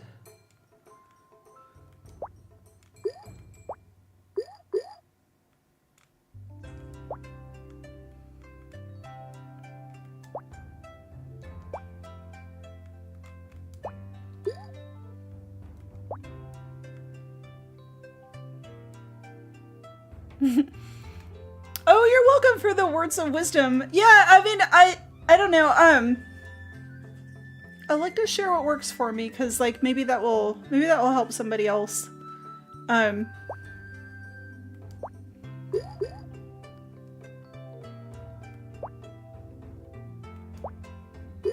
think that's kind of like part of the fun of having a channel, I think, and like having a chat to interact with, is like being able to kind of bounce ideas off of each other and like kind of share resources on things at work.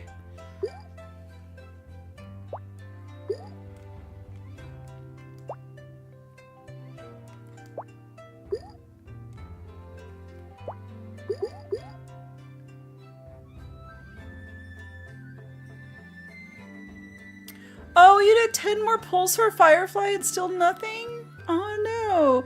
Firefly, come home!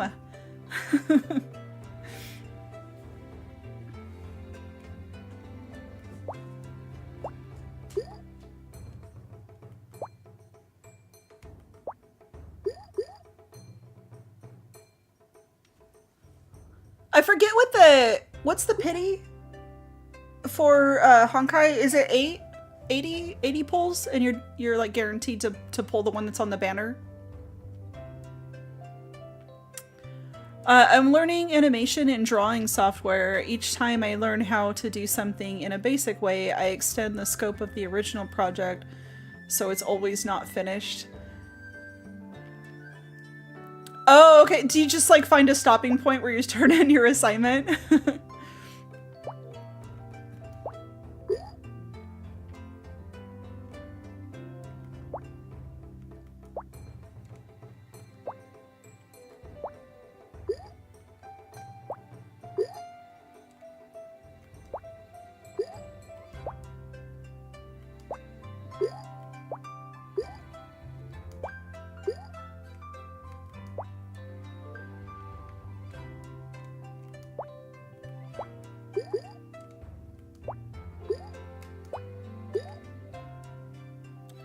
I don't know if they have it on this one, but I have done so many to count. There's a log. I don't know exactly where it is in the game, but there is a log that tells you like how many pulls that you've done. But if you've done a lot, you're probably getting close. I don't know.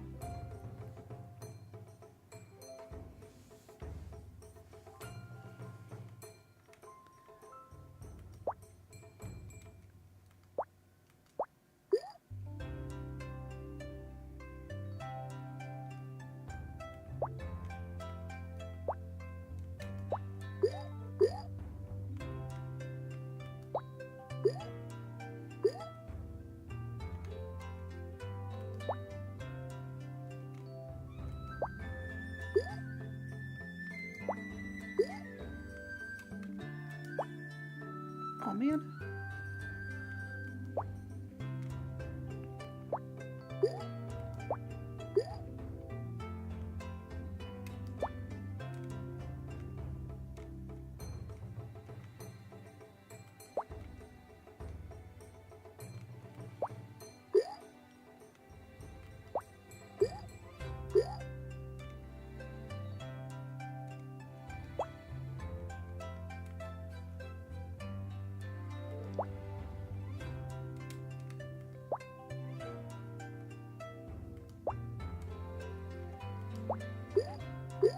Nice.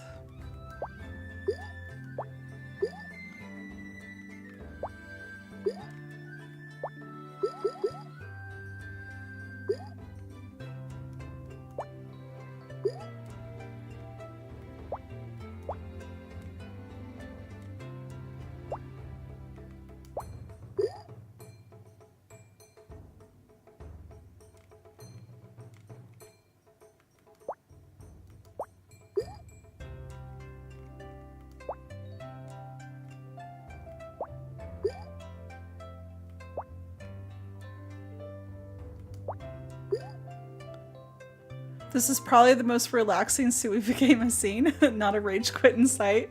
Dude, I could play this game for hours, and every time I lose, I'm like, okay, I'll just start again. Like, I rarely even get the watermelon. I've gotten it once since I got this new theme. And I don't know, I'm just like, I don't even care. I think this game is super chill.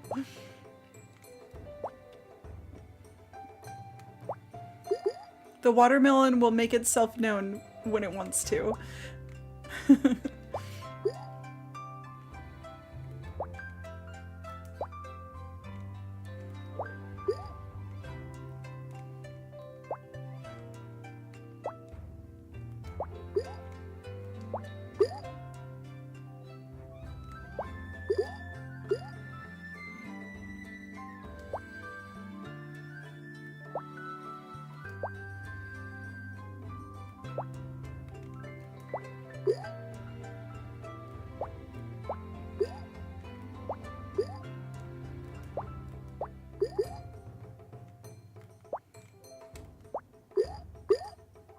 Oh. No! They're so, like, they're so close.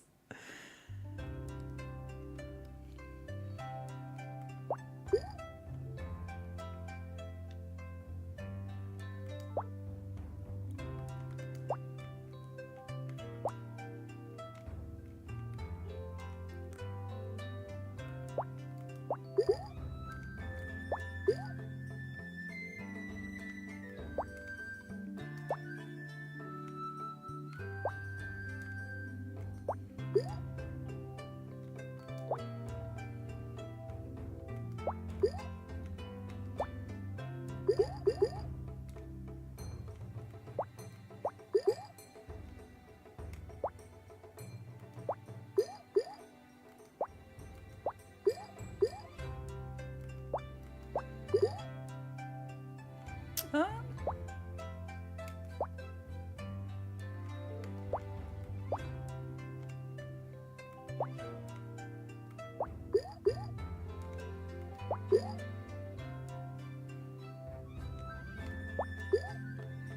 It's getting pretty full.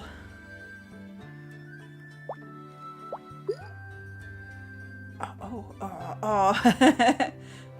If these two apples would have touched, I think we would have been onto something.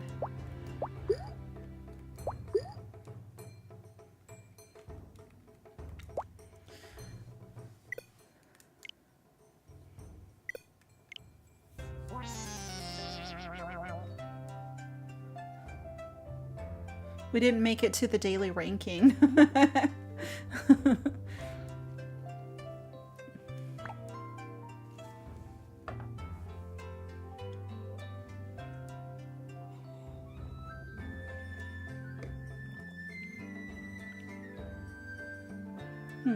I made some coffee before stream.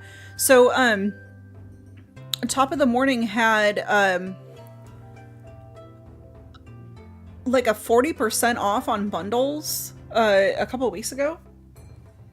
And, my highest score, I think it's it says up there 2,777. I think that is actually my best score.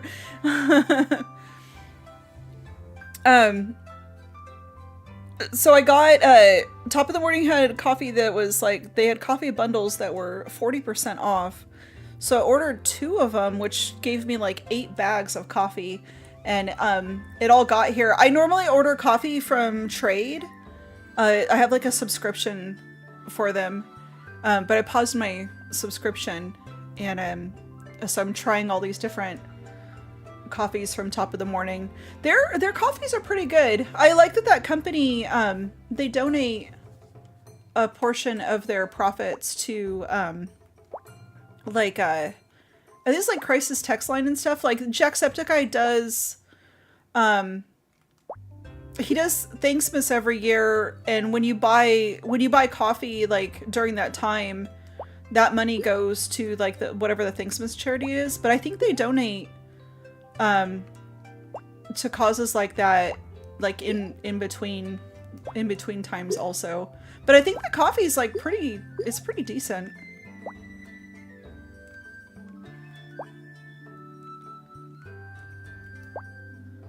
I mostly just like medium roast that are like specialty coffee, because like the medium roast for like specialty coffee is just like smoother. It usually has like nicer flavors. I do pre-ground. I have been shopping around for a bean grinder, and they're very expensive. It's like a huge commitment, and there's so many of them. I just don't know which one to get. And then when I think I know which one to get, like new ones will come out, and then I'm like, okay, well, I need to like see what the reviews are, I guess, on it before I buy anything. Yeah, so we're still doing pre-ground. But I usually do pre-ground, and then I have a pour over, and that's usually how I brew. Pour over is like really easy to do, and it requires like no electricity. Well, I guess for electricity to heat the water, but it's like you heat the water in a kettle and then pour it over the coffee, and it makes like a really good cup of coffee every single time. I really like it. And also like there's like less to clean too. It's like easier to clean. Yeah, V60 style. Yes, that is exactly what I'm using.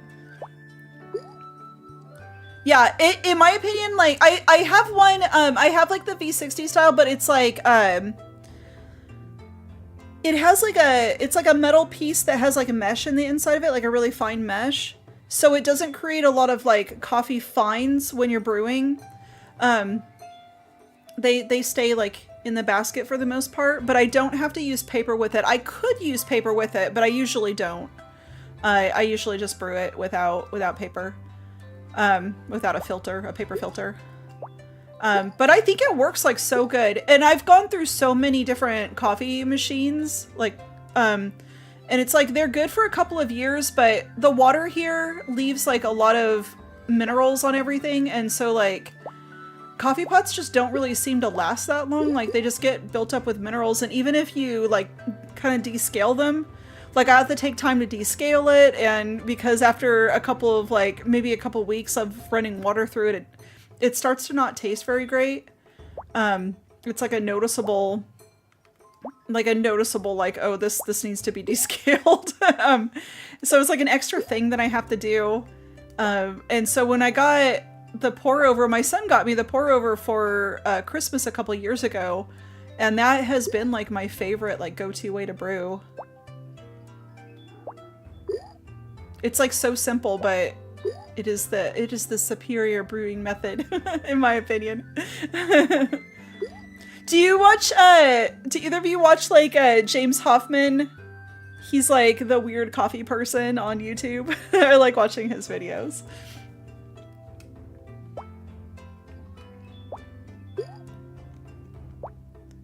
There's another channel called Hoffman Cometh, and he does like edits of James Hoffman videos where he just like makes them sound ridiculous, and it's like super funny. And like the channel got taken down one time because YouTube was like, oh, this is like a spoof channel, and James Hoffman was like, no, you put that back up. And I thought it was really cute that like he appreciated the humor.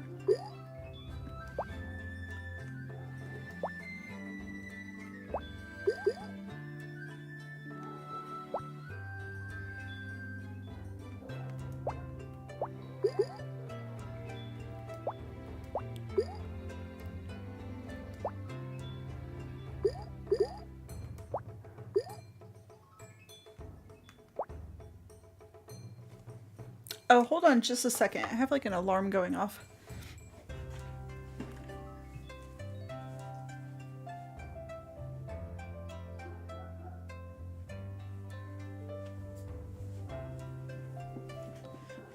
Okay.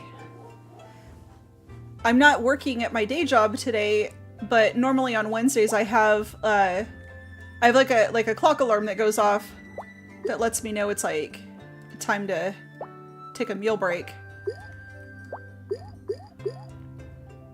But I don't need it today because I'm not doing that.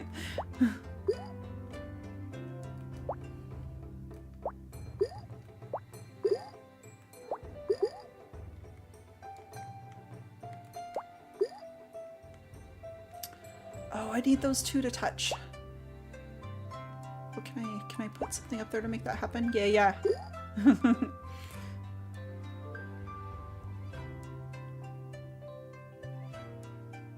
Oh, did you get Firefly? Let's go! Yay! That's so awesome! That's so awesome! Congratulations! Firefly's such a good character. You're gonna love her.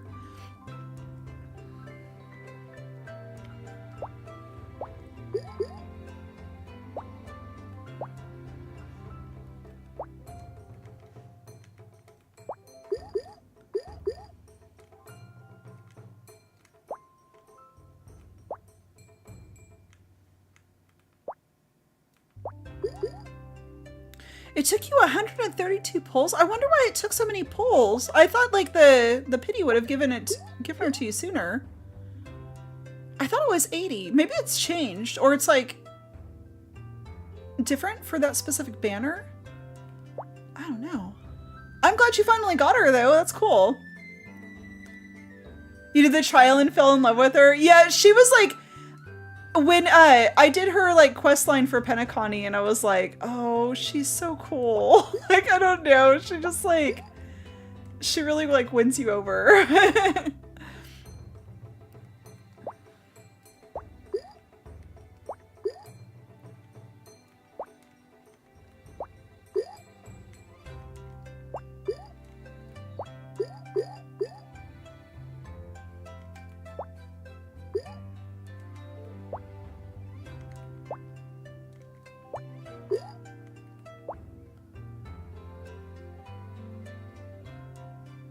Yeah, it must be like a different rules. I don't know, or maybe they've changed it, and I might be even wrong about how many pulls it takes.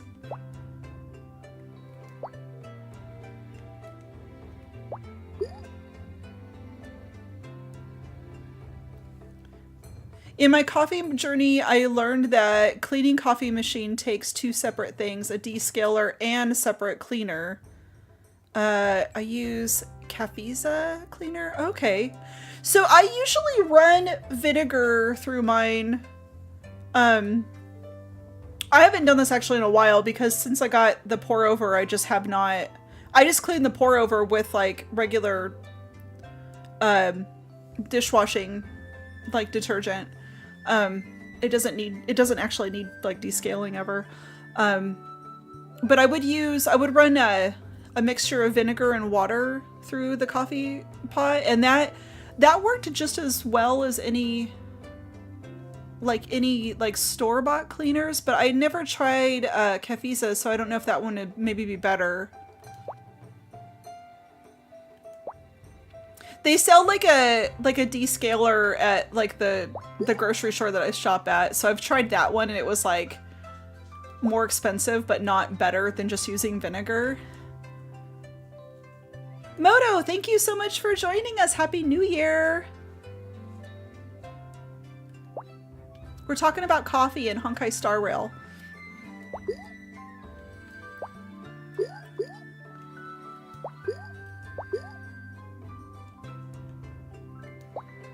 Oh no.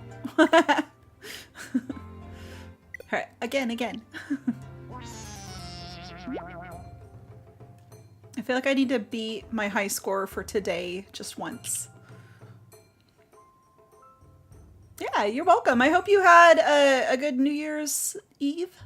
And I hope if whatever holidays that you celebrated end of year. I hope those went well as also.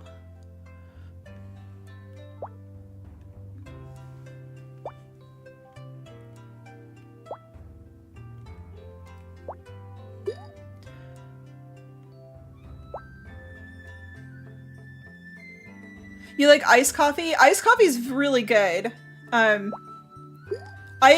live in Texas and it gets hot here, so I drink like quite a bit of iced coffee. Usually when I like go out to order, like if I go to a coffee shop, that's I usually get something that's iced. Vinegar would only descale if it still has taste. You need a separate cleaner.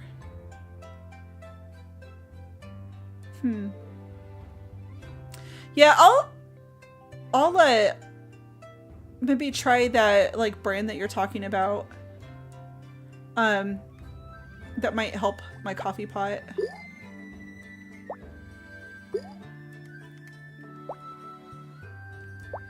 But I'll probably still, even if it works, like I'll probably still just mostly use the pour over, because the pour over is just like so simple and easy, and it makes a good cup of coffee every time. Yeah, I like so there's a couple of places here that do like iced coffee with like a cold foam on the top, and I really like those. Starbucks has the brown sugar shaken espresso. That drink is really, really good. If I don't get like a straight like cold brew.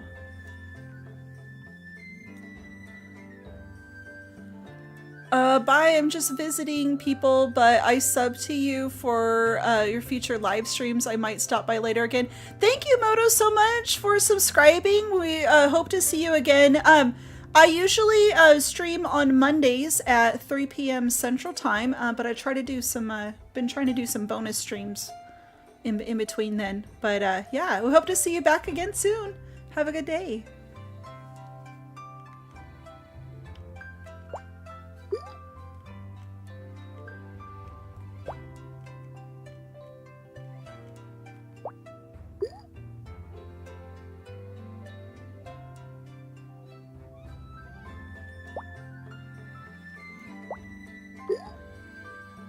I'm glad so many of you were able to stop by today, because this isn't a usual like day that I stream.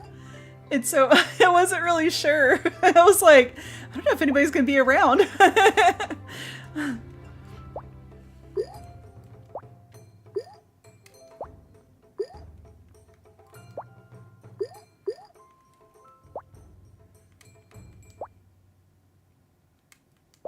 I think also being like day after like holiday technically. You're in the UK. How much is a USA Starbucks? Ooh, I don't know prices off the top of my head, but usually if I go there to do like 2 drinks, I want to say it's probably like $16 or $17. So that's like, I mean, well, if you're getting like venti size, they're probably almost $7 a drink. It's expensive. Like I try to make coffee at home as much as I can, like, or not really as much as I can, but like going to Starbucks is kind of a splurge. It's not something that I do every day. I used to be a barista at Starbucks a long time ago.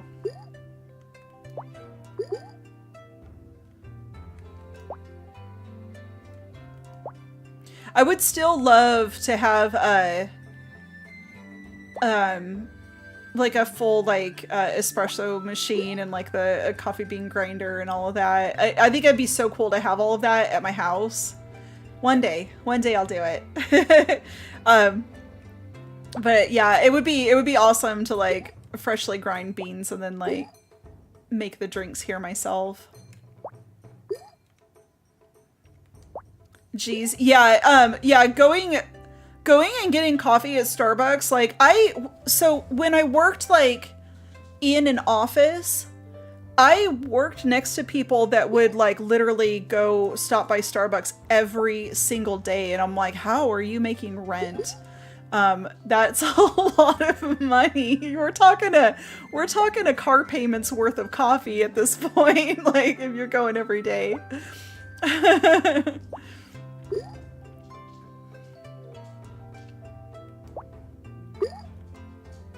I mean, I guess if you can do it, then cool, but...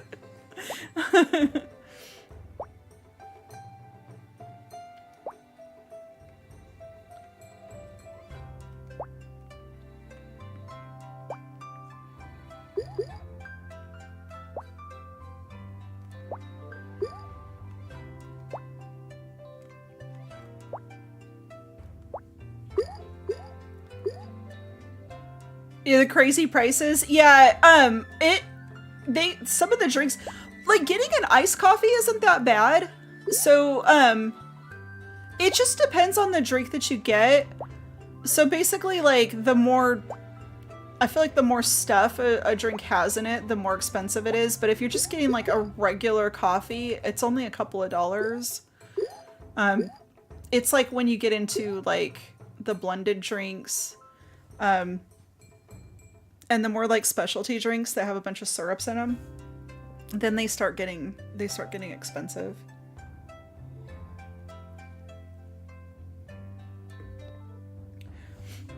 Something you can do though, like I think if you get, I don't know if they still do this, but if you get just like a regular iced coffee, like you can have them add a splash of like cream to it. And then I think they'll even do like syrups, like I think they charge per like pump of syrup. They used to give you like a couple pumps for free when I worked there, but I don't think they actually do that anymore. But you can actually like build a pretty good tasting drink if you get one of, like kind of start with one of the like more basic options and build that up. And then like you can also like kind of control how much syrup's in it too, so you're not getting something that's like gonna give you the diabetes. Oh,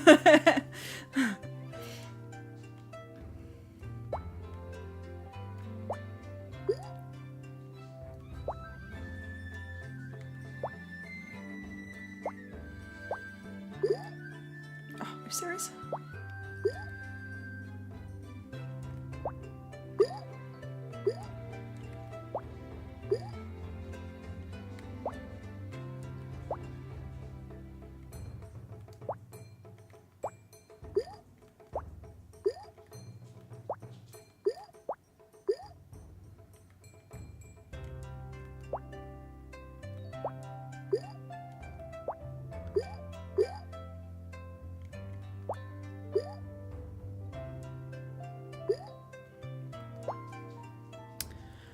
Time for me to go get dinner. I'll watch the VOD when I get done. Okay.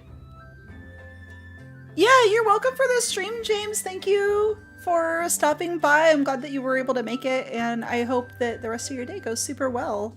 And we'll see you probably on Monday.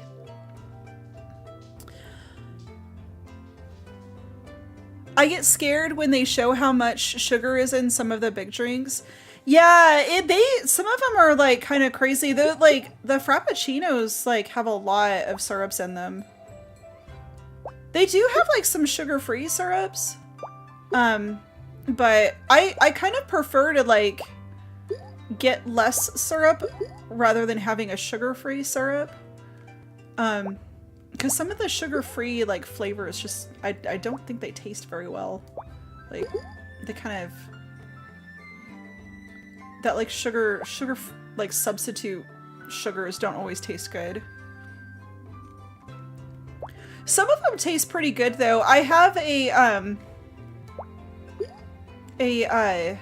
monk fruit brown sugar substitute that I use at home.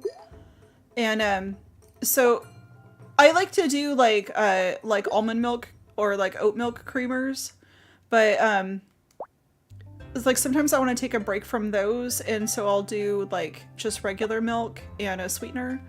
And so I'll do like a little bit of sugar, like regular sugar, and then like a teaspoon of the monk fruit brown sugar.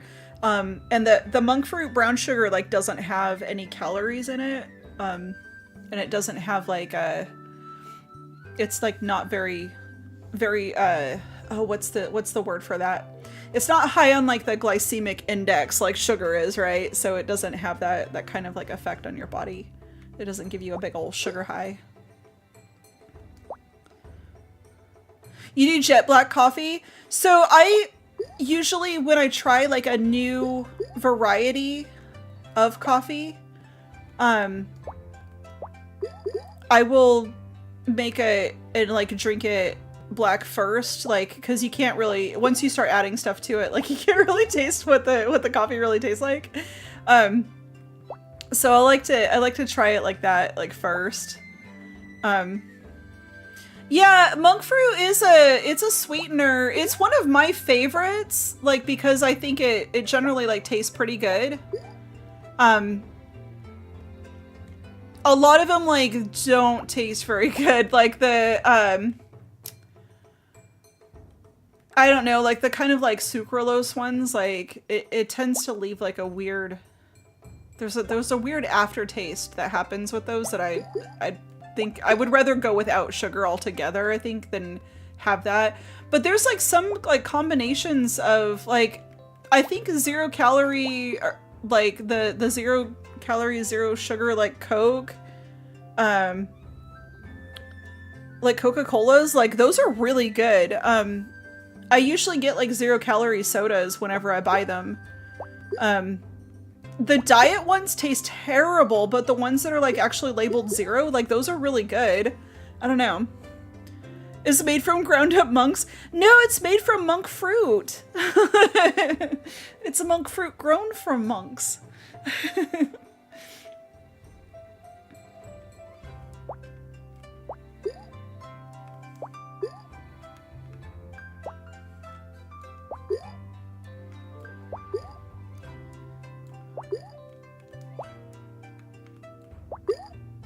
Ooh, look at all the room I just made. Hey, I hope you had a great New Year's. Hope to see you more often this year. Bubba, thank you so much for joining us. Happy New Year. Yeah, we are going to be doing Monday streams at 3 p.m. are going to be a thing in 2025, and then I am going to try to squeeze in some bonus streams here and there that are non-scheduled, as much as I can, on top of that. So, yeah, I was doing a trial run at the end of 2024 for Monday streams, and that was actually working out really well for me. And I was able to stick to it until the holiday came up. That was when I broke my streak. But I want to make it like a regular thing, like yearly, where I take a break for the holiday, because I think that everybody should take time to take breaks, and have at least a couple of days where they have a reset every year. And so I decided that like winter time was the time that I want to do that. I don't know if I'll always do it like the week of Christmas, but that is what I did this year, and I was glad I did it. It was hard to slow down and not like work on anything YouTube at all that day, like for those couple of days. But I was actually really glad that I did it.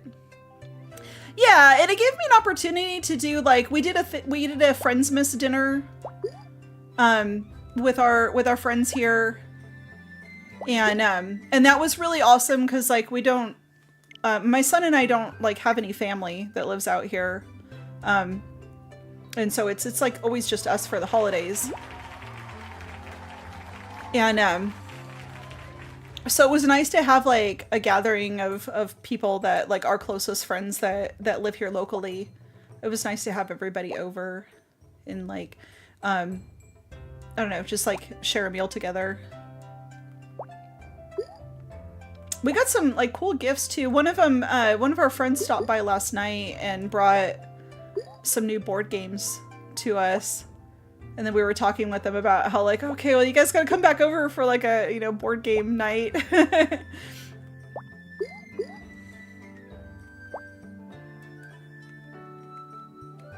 I forgot what the games are called already. They're sitting out on the table out there. But they're like board games I've never played before.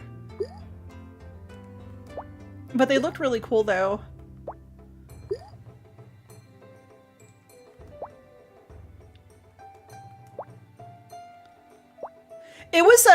It was really surprising Christmas Day.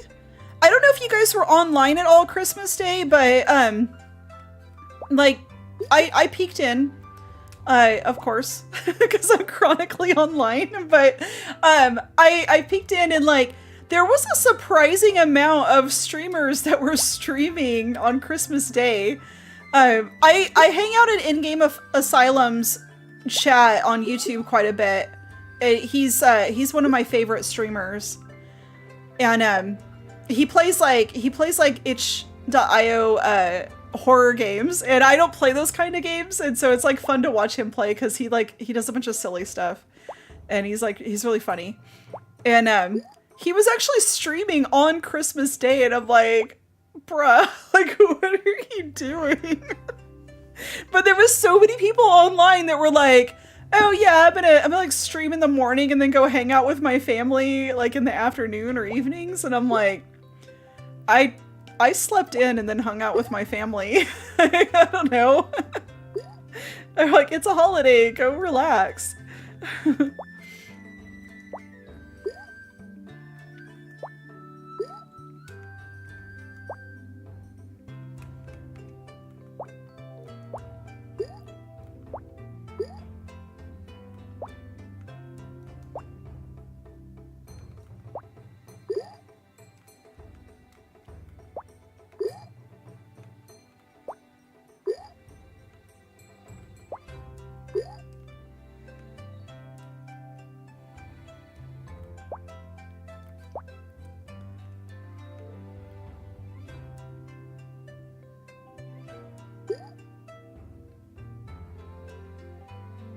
I like how this game sometimes when you drop stuff down, like, you have to wait for stuff to settle, and it, I don't know, it like forces you to like be patient.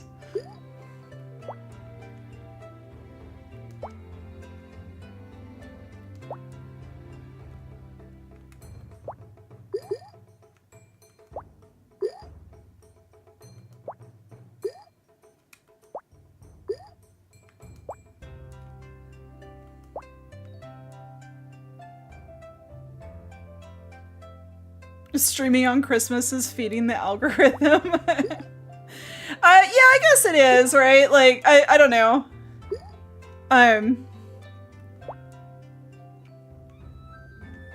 not gonna say that I'll never stream on Christmas, but it's kind of, I don't know. Some streamers like do that every single year, like, I guess, like, if you kind of, I don't know, like, not to use, like, parasocial in, like, a super negative light, but, like, if you, and I feel like that about you guys, like, you're, you know, like, you're, like, kind of, like, my friends, you're people I want to come and I want to stream and hang out with you guys and talk with you. So I can see like, okay, I want to get in a little bit of time with like my chat fam, you know, before, like for the holiday. So I can see why like that might also be like appealing.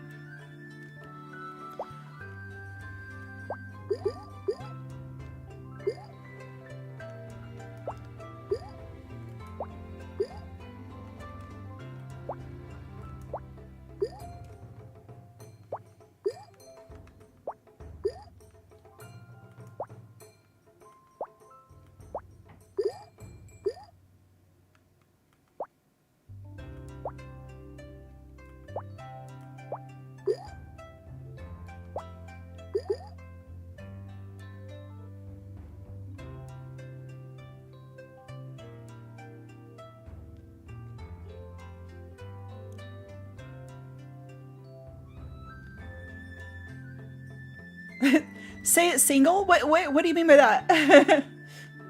Don't be lewd. Keep it wholesome.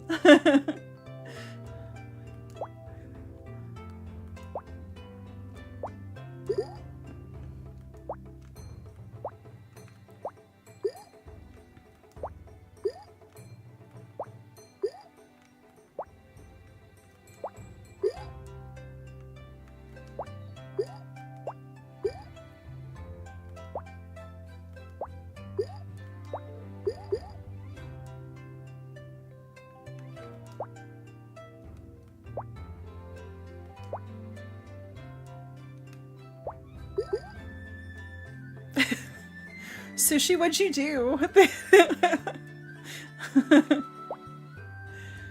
The automod gotcha.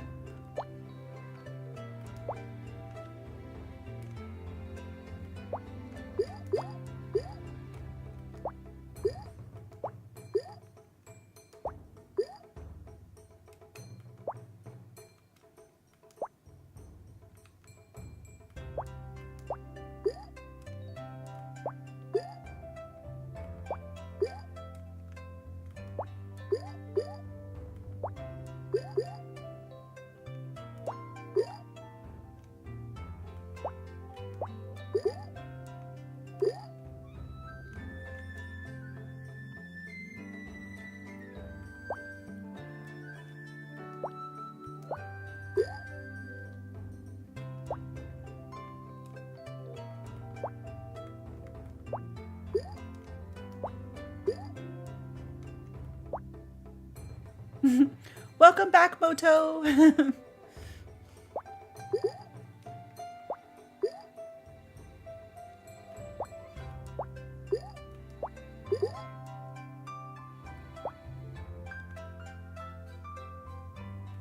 You had some dinner? What did you eat for dinner?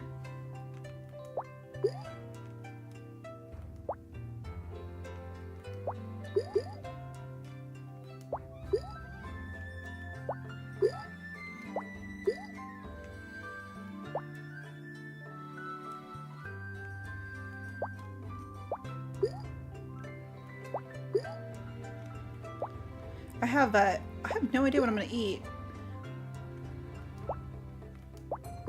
We are completely out of Christmas dinner, like, leftovers. Those have been gone for a few days now, but I still haven't, like, gone grocery shopping, and I really need to. Rice with some fried chicken. Oh, that sounds good.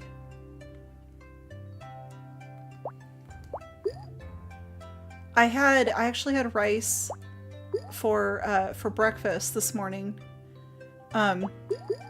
So don't judge, this is not a traditional way to eat rice, but growing up, I think this is kind of might actually be a struggle meal, but my mom used to make what she called rice pudding, and it was basically just rice with like cinnamon and sugar and like milk on it. And so it's not a pudding at all. But I still like to eat it sometimes, and so that's actually what I ended up having this morning is rice. I had it with milk and honey though. I don't I usually don't put cinnamon on it.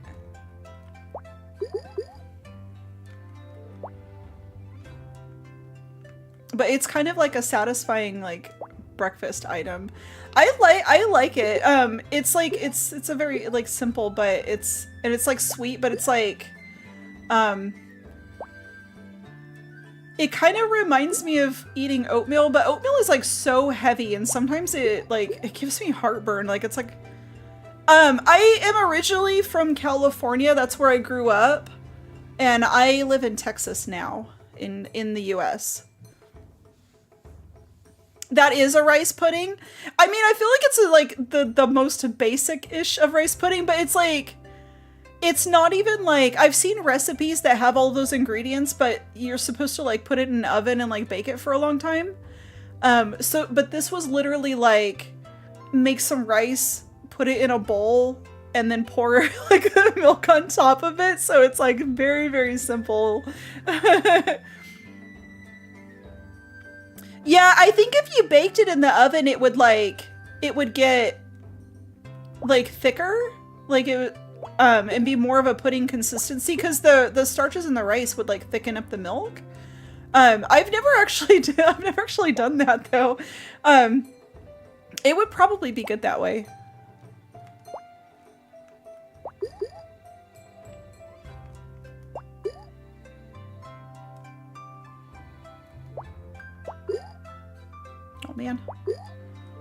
nothing's cooperating.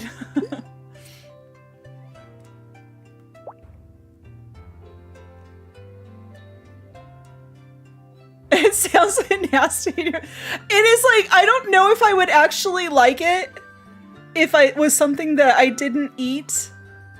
Oh no, you woke up Nightbot. The Nightbot hasn't actually been like summoned in quite a while. I think it would not be something that I would eat, and if it is not something that I grew up with. Like, I think it's literally a dish that's just like, it is like just like a weird childhood thing that I ate.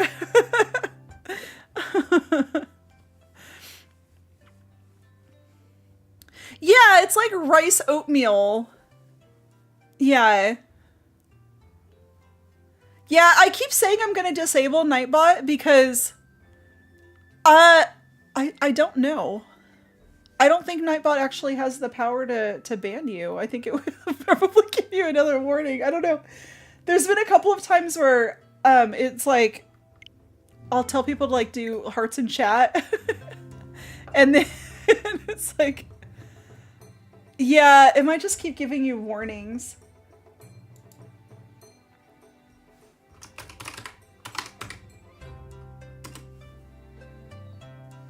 I'm gonna try to see if I can disable it while we're thinking about it, because I keep saying like, oh, I'm gonna disable it like after stream, and then I completely forget.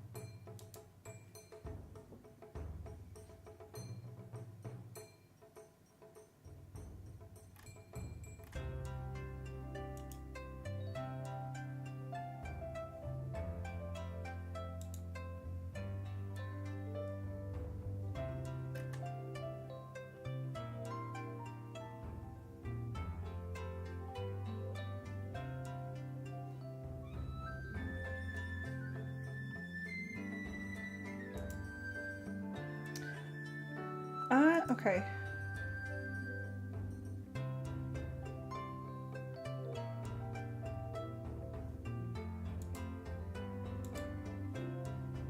It's this one. We're gonna do this. I'm gonna try to take care of this. Oh, we got a new high score. I didn't even notice.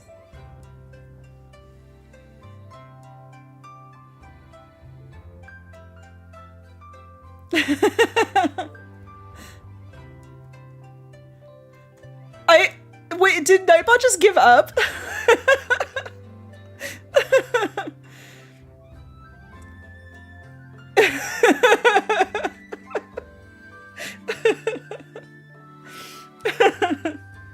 That's so funny.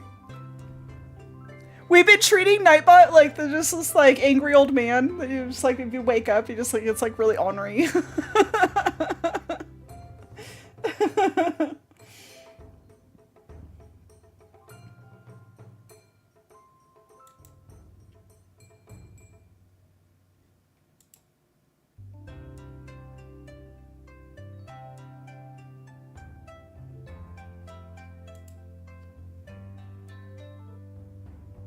Yeah, so I don't know. I set this up, like, I guess I put Nightbot on, like, a long time ago, like, multiple years ago.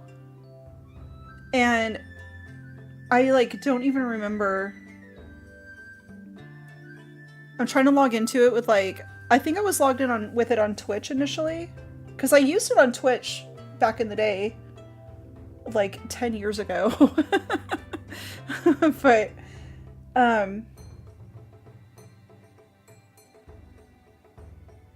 yeah, I don't know.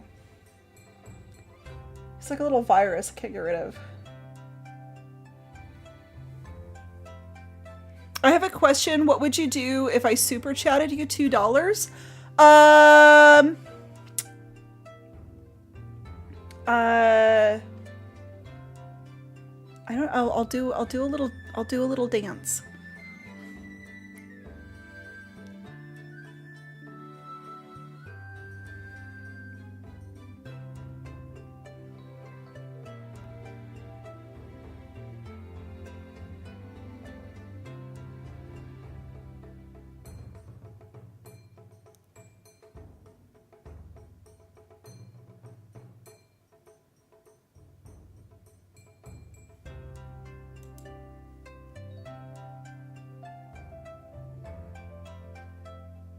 Yeah, like a little celebration dance.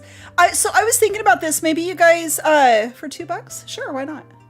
Um, so I was thinking about this because YouTube added they added a little stream goal option, and I was thinking of trying that out. But I was like, what? Like I feel like if we meet goals like for that, like what would I do for that? And then I'm like, oh my gosh, I don't know. And I've been thinking about this for the last couple of days, and I'm like, what could I do for that? And I feel like maybe maybe I need to make like a new scene or something, like where if a goal gets met, or like Nightbot would confiscate the money. Nightbot better not. I will call the police. But yeah, it was like, if you guys have, if you guys have ideas on that, I would absolutely love to hear them. But yeah, these are some things like, so I guess 2025 streams. So there's some things that I want to do this year is, I do want to get a Steam Deck for the channel because we don't have one right now, and I have this like little tiny keyboard. And so a Steam Deck would help me like organize different emotes for the model, and it would also, when I'm playing different games, like not having to click over to OBS to do certain things and being able to do those on the Steam Deck, it would make it easier to like change scenes and stuff. So any donations or memberships are like going towards that right now, so that I can that's like the next enhancement that I want to put on the stream. Like after I have this Steam Deck and like kind of understand how to use that, I want to like put money into getting a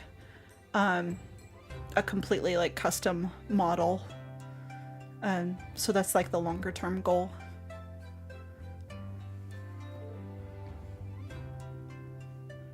Yeah, I cannot figure out how to get rid of Nightbot.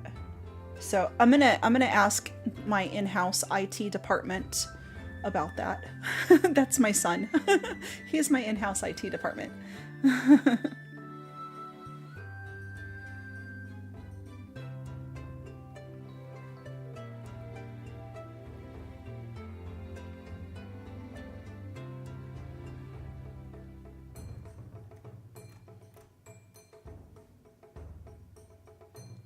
You have $0 in my bank account. Hey, me too. It's directly after Christmas. Do any of us have any money?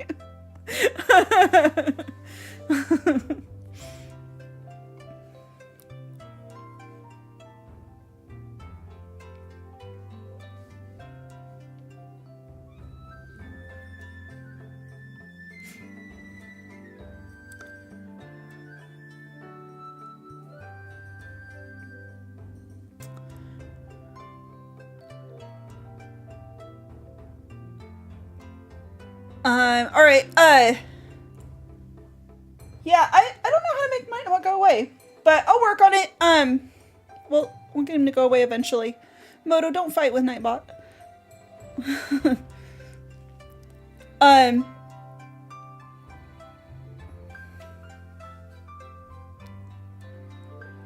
So I think I will be posting the new stream schedule.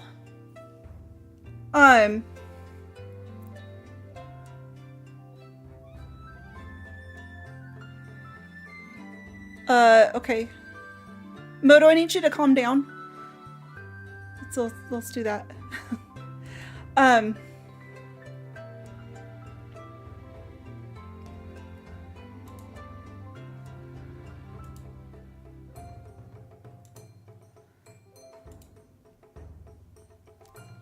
All right. I am going to be putting out the new stream schedule tonight or tomorrow, and I will I'll be sharing that to the community posts and to Twitter and Blue Sky, and you can find me on Twitter and Blue Sky as April Naders. I'm April Naders everywhere. And I will see you guys all on Monday at 3 p.m. Central Time. We will be playing Zenless Zone Zero on Monday. And yeah, that's about it. Thank you all so much for showing up today. I appreciate it. And I will try to do more streams like midweek. Sometimes it's tough though to do like around the day job stuff, but yeah, I'll do what I can. But yeah, I appreciate y'all being here, and I will see you in the next stream. All right, Happy New Year, everybody! Bye bye, bye bye, bye bye, bye bye, bye bye, bye bye, bye bye, bye bye, bye bye, bye bye, bye bye, bye bye, bye bye, bye bye. Bye-bye. I'll miss you all too. You're welcome, Sushi. All right, bye-bye, bye-bye, bye-bye. Bye-bye, bye-bye, bye-bye, bye-bye.